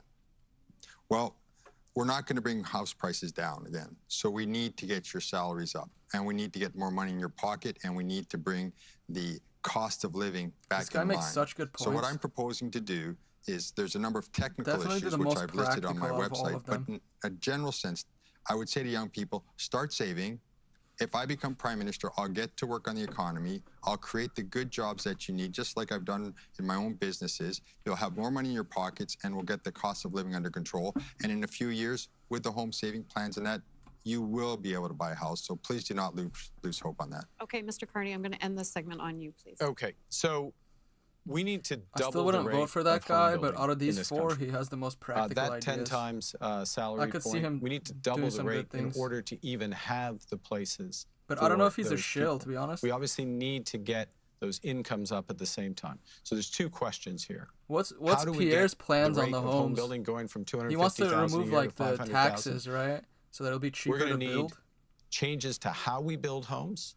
I have much to more refresh technology, on that. much more modular homes. We're going to need a big surge, as was just mentioned, in tradespeople who can build those homes. They're making a comeback here. Cut the I think they'll make a comeback in in Canada municipalities too. for developers. The federal government has a role to play there. We have a housing accelerator fund that's working. I would supercharge that as part of this. And then on the other side of the equation, we need to make it more affordable, particularly for young people, to buy those homes. Now, removing GST on first-time home purchases, that's 5% off the home, which is a substantial proportion of trade the down shortage, payment. as in like There's not enough other financing workers or not mechanisms that enough come with jobs that. for the But in the end, skilled, and let for me the finish trade on this, workers. This will come back to our ability to build a strong economy. It's not just building the homes, it's building the strong economy so people can catch up. We're going to move on to our next segment. It's not the segment, another theme, but this is an important topic. Canadians are worried they can't access a doctor or a nurse. What would you do as Prime Minister, working with the provinces, of course, because it is provincial jurisdiction and territories, we're going to have to more help doctors. solve this issue? And Mr. Carney, Chrystia Freeland, that's what she's going to say. Watch. Well, this is a crucial issue. She's going to say this is important. Across the country, virtually without exception. Salaries are so in fact, good. I would say Many without of the exception. tradesmen will access be retiring soon. to a doctor, in many cases, access to a healthcare trade worker is not possible. Healthcare is a right in Canada. We are not living so there's a shortage of to our commitments. And this is not as simple as saying, I'm not saying you implied this, that it's a provincial jurisdiction. So first and foremost, we have to meet our responsibilities as the federal government in terms of the healthcare transfers, but we have to do a lot more. We have to make sure, and we should be part of this, that healthcare professionals can move across this country as readily. So a nurse in Quebec can go to Alberta, can go to Northwest Territories. Oh, that's weird. It works like that with we have to make it easier too. for foreign health professionals to work more rapidly. We have to increase productivity in the health sector. Mr. Baylis has ideas on that, including on portable data, portable health records, which are crucial, but a broader use of AI, and us, last point, us as the federal government, accelerating those changes to deliver what Canadians deserve as Canadians, and we're nowhere close yet. Ms. Gould, you have 1 minute on the clock now. Thank you. My goodness. I mean, this is something that every Canadian has experienced. Yeah. The anxiety of not being able to have a family doctor or worry that what we're seeing across the country is emergency no more tax on rooms tips, no more tax on overtime, and no more tax on Social Security. And hallway medicine. This is absolutely a provincial jurisdiction, but the federal government has an important role to play in 2 regards. Yeah, doctors too. When it I heard that one. comes to health transfers, we need greater accountability from provinces. Not to the federal government, but to their own citizens on the outcomes and the the outcomes that they expect to deliver for their citizens. And then when the federal government can do is convene provinces and territories and colleges to ensure that our healthcare workers can travel across the country, but we also expeditiously can recognize foreign-trained doctors and healthcare professionals so that every Canadian has access to a family doctor and the medical specialist that they need when they need it. You guys have the free, kind of free So I've spent health, 40 years of my career in the shortage healthcare of industry, and I doctors, so can the give you wait times examples are where I've long. walked through emergency rooms, down the hallways, and I've seen people in gurneys up and down there, and it's broken my heart. So I'm absolutely committed to fixing the healthcare system. What we need is a change in paradigm. No Our way. system was designed in the 1960s Dude, that's crazy. when population generally was What's younger. the average and it was wait designed time for usually? acute care. That seems Now we kind have of a dangerous, chronic not care having a problem. doctor. So we need to redesign So if our anything system happens to treat you, you chronic go care. to emergency Presently, or there's hospital, only or how does two that work? doorways into the system. There's If gotta you're be lucky, you have something, a right? family They're not doctor, just and gonna if you're let you not, what do they tell you die to do? if something happens. Go to the emergency room. So what I want to do is yeah, I think you open just said it. 3 more doors into the system. I want to go to pharmacists, first of all, and expand their scope of practice. They can do so much. I want them to do a lot more, which they're trained to do. Number 2, I want to train 6,000 nurses to become what we call nurse practitioners. That would allow them to do almost as much as a doctor and have them staffed across the country. And finally, This I guy want to makes invest so in much home care. sense. And Ms. Freeland, 1 minute for you as well. Well, thank you, Hannah. And I want to start by thanking the great, hardworking people in the Canadian healthcare system. A few days ago, I spoke to a nurse practitioner. Her name was Kathy in Riding Mountain. Hi, Kathy. I hope you're listening. She's a liberal. And she talked to me about how much she loves her job and cares for her patients, but how much of a strain the strain on the healthcare system imposes on her, too. So thank you very much. We do have to make it better. We have to make it better. They haven't talked about Trump in like more doctors, a long nurses, time. nurse practitioners It's here in Canada. It's actually by good to recognizing hear. foreign credentials and by allowing credentials to be portable across the country. By inviting the Yeah, great makes sense. doctors and nurses, Those places Canadian are probably ones, packed. in the U.S. who want to come home, encouraging them to come home, making it possible. And finally, we need to be clear with Canadians who care about their healthcare system. You cannot trust Pierre Poilievre with our universal single-payer healthcare system. All he believes in is cuts, cuts, cuts. And that is one of the things that motivates me as a liberal to defeat the Conservatives in the next election. We are going to go into an open debate section here on this. And Mr. Baylis, yes, I will start with you on this one. Okay. I want to ask a follow-up question on it. Is it simply a question of money when it comes to healthcare and transfer payments, increasing that money, because I know provinces would love to have more money for healthcare, or does the structure of the healthcare system need to change?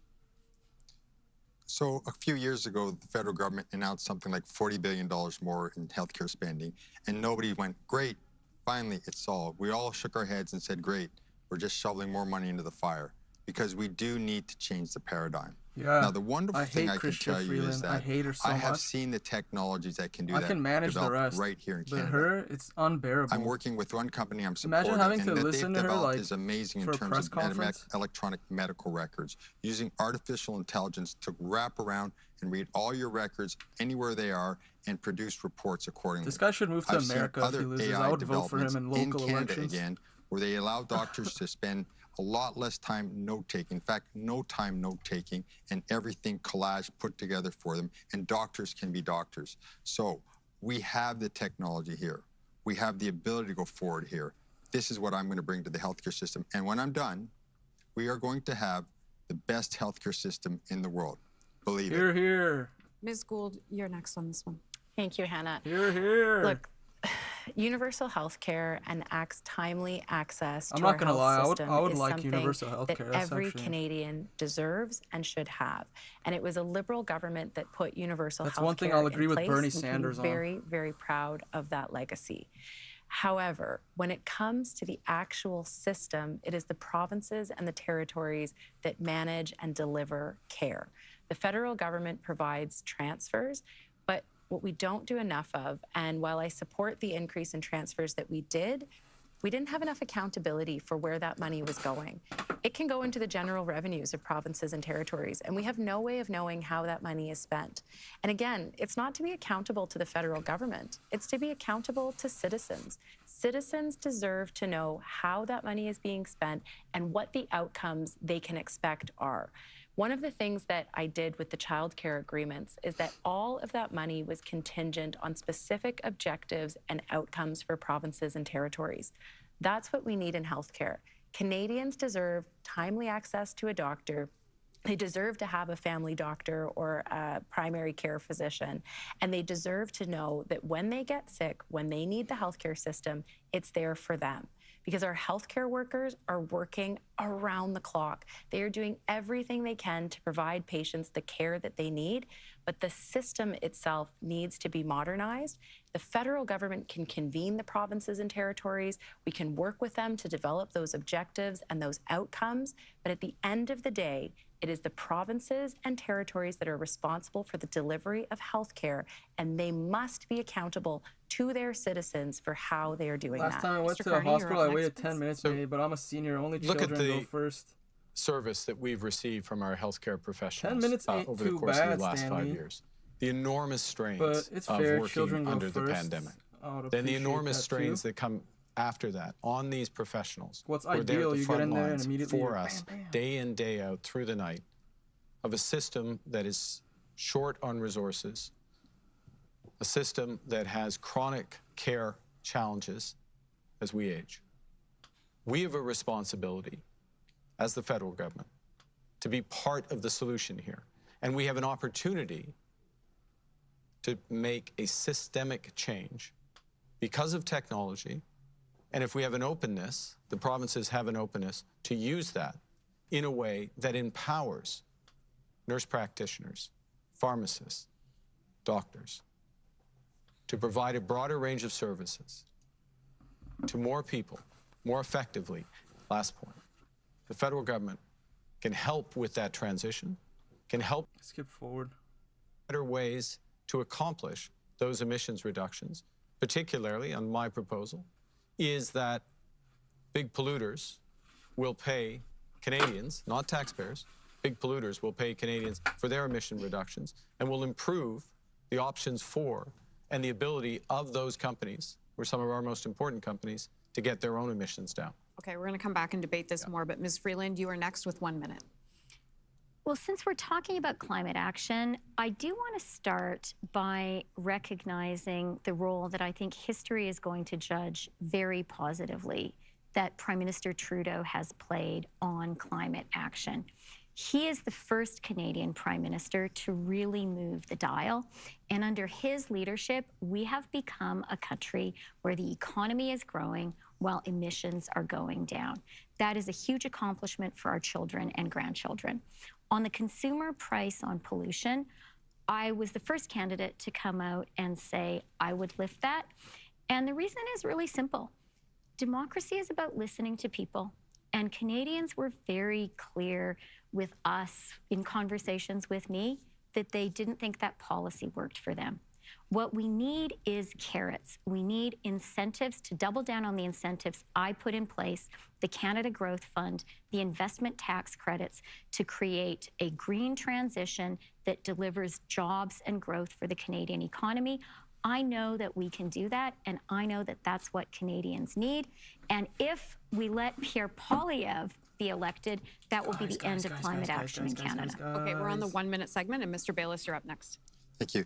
So I will implement a climate policy that will have a direct... Just real quick, I don't know if you guys care, but it was just announced that the Epstein list and the flight logs and everything, in a couple of days, there's going to be a website where in real time, information is going to be released. So you already know I'm going to be streaming that. I've been waiting for that for like 5-6 years. Tangible impact on fighting climate change. And it's going to be recognized, as we've all heard before. Just saying, I think Justin Trudeau is going to be on that list, maybe. Polluter pays model. And everyone is going to do their share. Industries and individuals. Look, there's a cost to having our garbage collected. There's a cost to having water treatment plants. And we're happy to pay those costs because we have clean earth and we have clean water. and there will be a cost to having clean air. Anyone who tells you there's no cost to it is not being honest with you.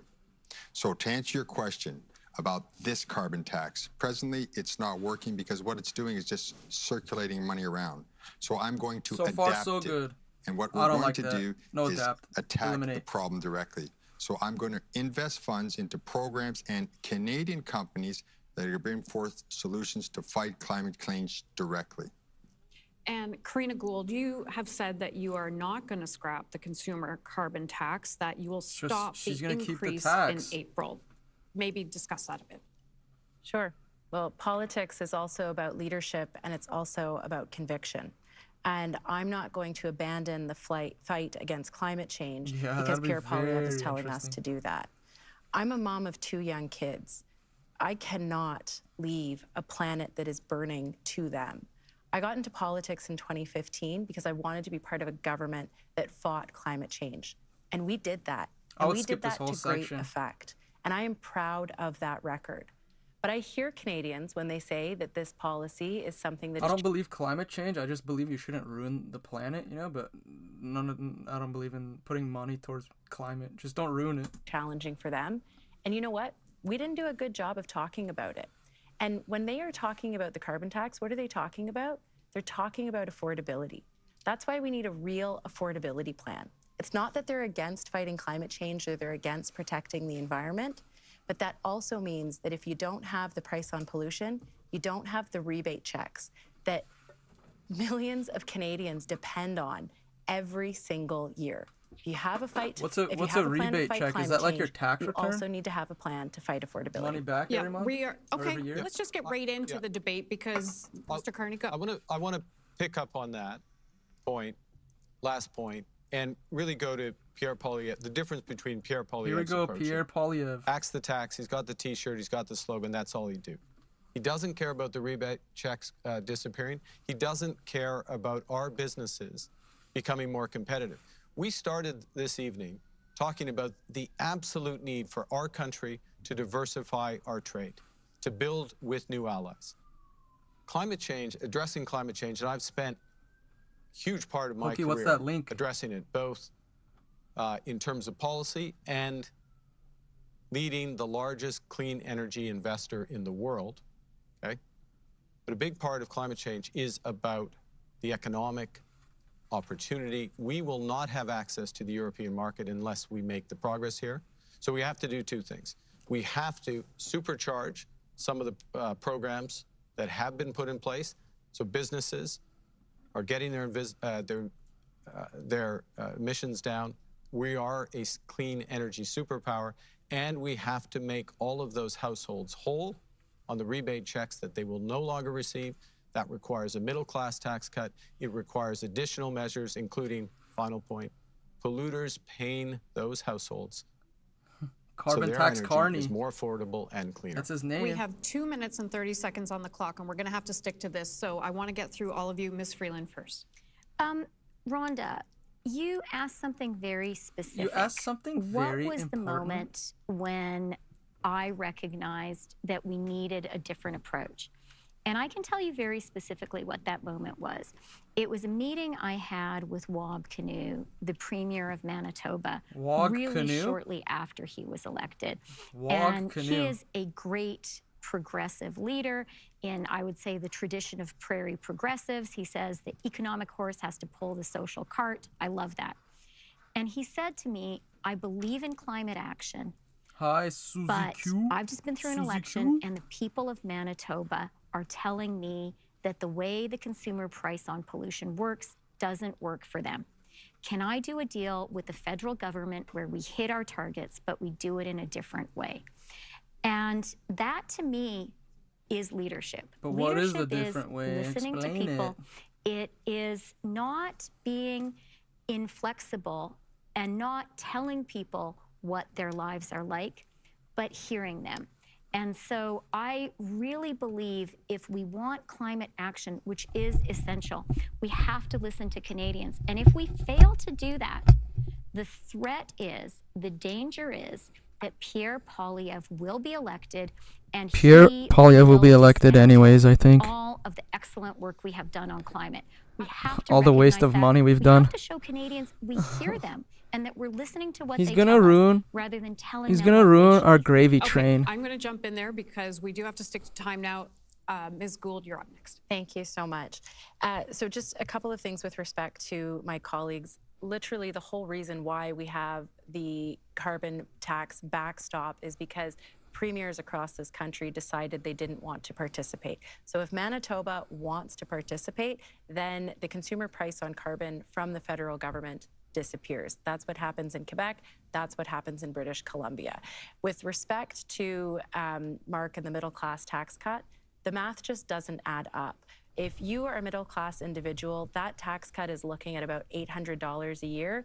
The carbon rebate for a family of 4 is $1,200 a year, and it doesn't help low-income or no-income Canadians. So it is really important to have a real conversation with Canadians, and if you don't have a plan for those checks, then we don't have a plan for affordability.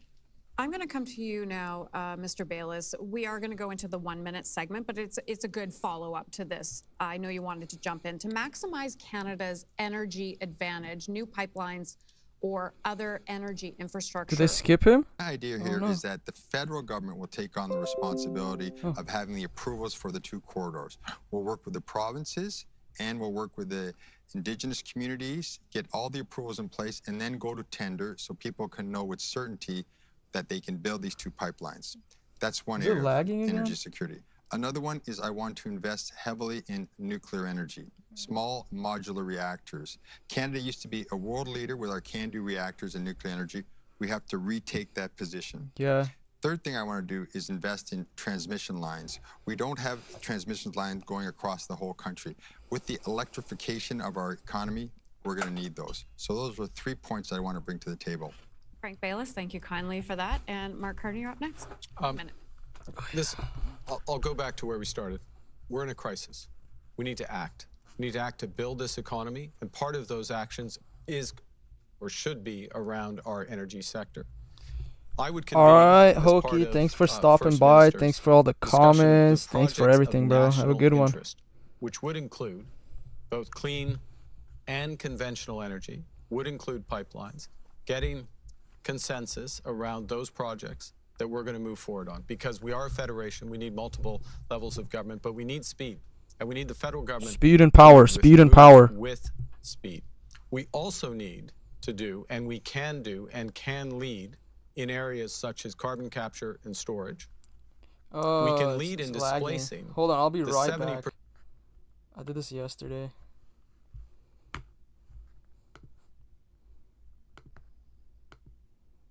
% of oil in eastern Canada that comes from the United States. It should be good now. Using the money to threaten us. So this is part of a bigger set of opportunities for Canada. I'd help to lead those. There's a hockey game right now. I thought when you guys beat us, that was the end. Oh no, that was All-Star Weekend or something, right? I don't know. I don't follow hockey that much. Facing to the existential I actually don't follow at all. That President Trump poses to our economy, to our sovereignty. And Canadians get that. One of the reasons I am so confident that we can get through this and that we can get a good deal, that actually we can successfully negotiate with President Trump, is because we are an energy superpower. Uranium, hydro. You're an energy superpower, but refuse to drill, and you want green, green, green. This is a strength. How does that make sense? We need to double down on it. I am very proud to be the minister that got access for our energy to the Pacific. That diversification is so valuable today. It gives us an alternative to the United States. We need that more than ever. I believe there is the national will right now in Canada to double down on our energy strength, to use that as a source of economic security and also of national security, including as something that we can offer to our European and Asian allies whose support we need for our own security. Okay. Karina Gould, 1 minute. Thank you. Karina Gould, 1 minute. Energy security is imperative not just for our economic security, but also for our sovereignty. And as Canadians, we know how to do something really well. We know how to skate to where the puck is going.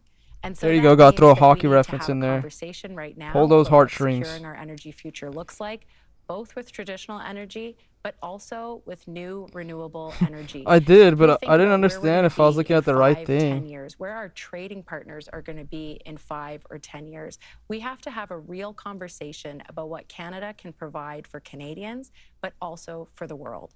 I'm from Southern Ontario, and we have incredible technology when it comes to nuclear. We have an amazing opportunity to build renewable energy here at home, but also to export our energy and our expertise around the world. This is the conversation for Canadians to be having right now, and to do it with provinces and territories and with Indigenous peoples. We are going to go into that was the 1 minute debate. We are going to go into the 5 minute final debate Susie, of the evening. It's And the this is a German. question, you can take it wherever you want. How will you differentiate yourself from When the current Prime German Minister, Justin Trudeau? they tricked Greece Start with yourself, Ms. Freeland. I'm into actually like gonna some carry on with fake the fight or previous fake theme island. because we I still might have come They back made and up. ask They made up haven't people's touched names. on something really important to Canada, and that actually is an integral part The of Operation our Success energy helped make the security Sicily future, campaign quicker and and less is a costly than really it might have positive been. story. And that is Indigenous participation. The Fleming, in yep, the energy James Bond projects. guy who was One of working the in the Naval things I Intelligence was at that time. so proud to be able He to was do suggested using as a corpse to finance plant minister fake is info, create an a idea he $5 borrowed from an old billion detective novel. Indigenous loan guarantee It's wild to program think how a to dead guy is allow some clever Indigenous storytelling. direct Bit of luck threw off Hitler's war ownership machine. of natural resource projects, That's pretty energy funny. projects. This is transformational for Canada.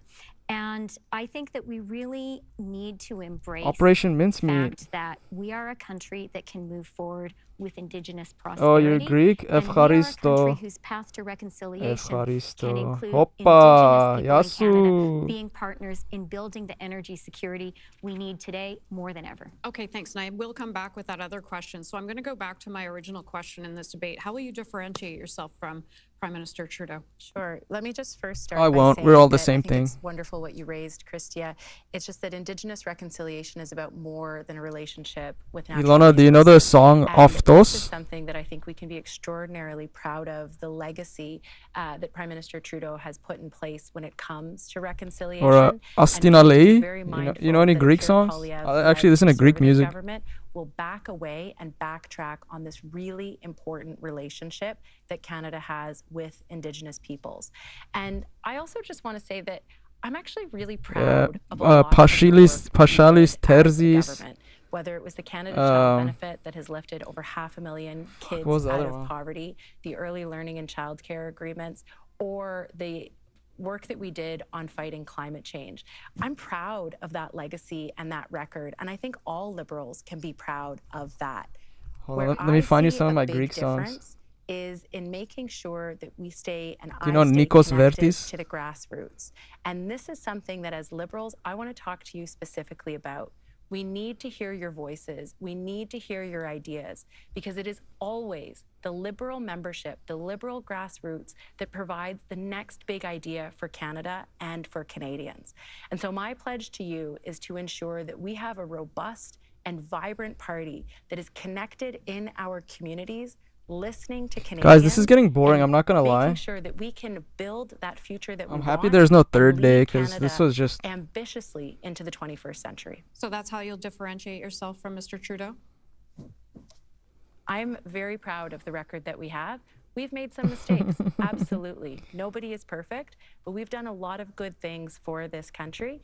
And Susie, is there a documentary? I just looked up on Grok, so pinpoint the moment following the pandemic that's when the info it inflation gave me. was getting out of control, and Canadians were saying to all of us collectively Yeah. as a government, they were saying, You know all the "We Greek need help songs. with the cost of living," and we were too late to the game to address those Yeah, I'm real like needs. My pledge to Armenian. you is to So when I listen was to younger, and to my dad would respond always to what like your needs listen are to a bunch of today and for music, the like future. different Ms. Gould. Mr. Arabic, Baylis, Greek, you're up next. How will you differentiate Persian, yourself from Mr. Russian. Trudeau? So I would say that I'm the candidate here that is the most distant from Mr. Trudeau. I was elected, it was over 6 years ago since I've been in the Yeah, this government. guy sounds the farthest from And Justin I was Trudeau, not a to be minister, honest. So I've not been a minister with Mr. Trudeau's government, nor have I been an economic advisor.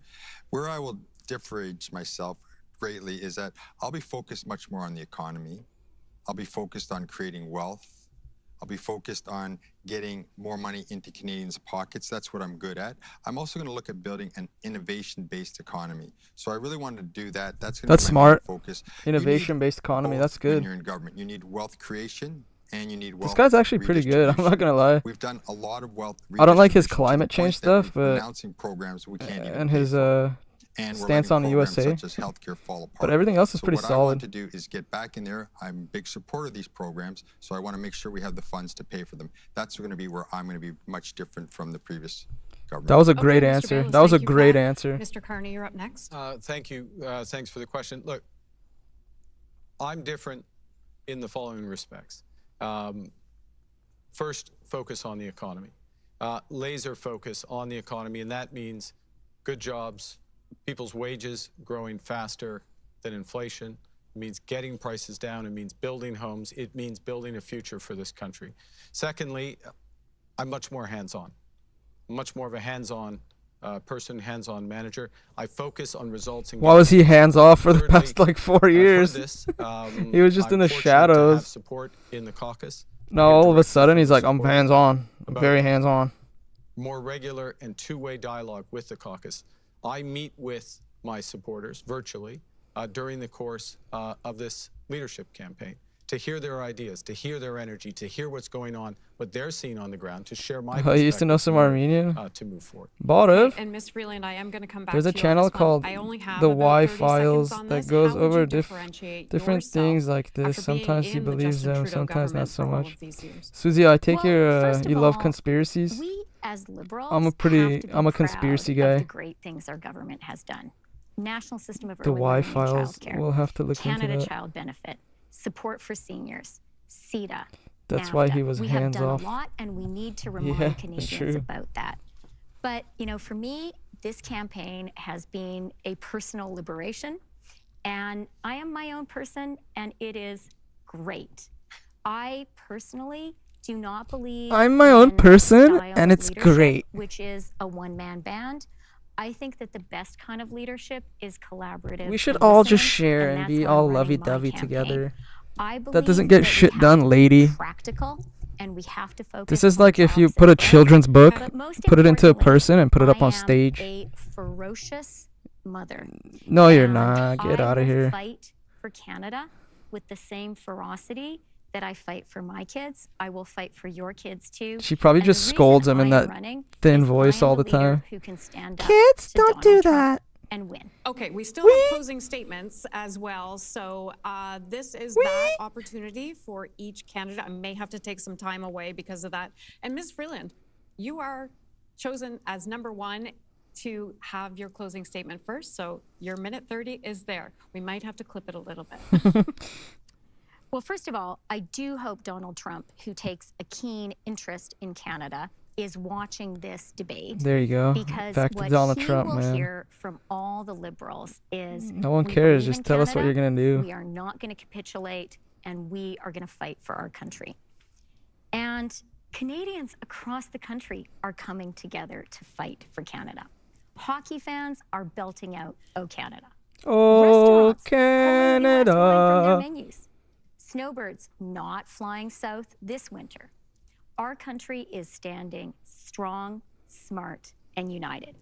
I am so grateful to be here with 3 other liberals who love Canada and to have the chance But to Pierre, talk big to bad Pierre, does not love 400,000 Canada. liberals who love Canada too. Now, Pierre Poilievre, he actually agrees with Trump. They both say that Canada is broken. We know that's not true. We are leading a great wave of Canadian patriotism. Let's use that passion to make our amazing country even better. I know we can do it. Let's commit tonight to fight for Canada. I see. All 4 of us on this stage. You just like things that all are of us like liberals, most people all wouldn't of talk us about, Canadians. but it's true. Together, we will Uncomfortable truths, basically. Chrystia Freeland, thank you so much for your closing statements. Now, Karina Gould, your time. This is a critical time for our party and for our country, and we have to meet this moment. We will only win the next election by being liberals, proudly, not conservative light, not by running from the progress we've made, not by putting forward ideas that just tinker around the edges. We deserve a leader who is honest with Canadians, who can unite us around big ideas, and who has the political experience to deliver real solutions to the problems we face. A leader with a track record of standing up to bullies, a leader who won't back down. I've always been someone who will stand by what I believe in, say what I mean, and fight for what is right. I've made the hard decisions and stood up for Canadians. I believe Canada is the best place in the world to start a family, grow a business, and build a future. Because we are a nation of dreamers and doers, creators and innovators. Because Canada is where opportunity, empathy, and progress walk hand in hand. I have a vision for Canada, one that will allow us to deal with the problems we face today and be ready for those we'll face tomorrow. It's time for a new generation of leadership that understands you and is focused on you. I'm here for Canada, today, tomorrow, and for years to come. I'm the leader for the future, and the future starts now. Thank you. Karina Gould, thank you so much. All right, guys, I think I'm going to end this because this is really boring. I'm very bored of Canada is this. a country of wide open So spaces thanks for and big stopping ideas. by. Thank you guys for the And with my crazy plan, information, we will build a Greek strong, music, resilient economy that will benefit everything. all Canadians. We will improve our health I like system we talk a and lot it will about like become things the that have best nothing to healthcare do with system in the Canada world. or any of this. We will modernize our federal government So so they can funny. deliver its services to Just have our random citizens in a very conversations. effective and efficient manner. All right.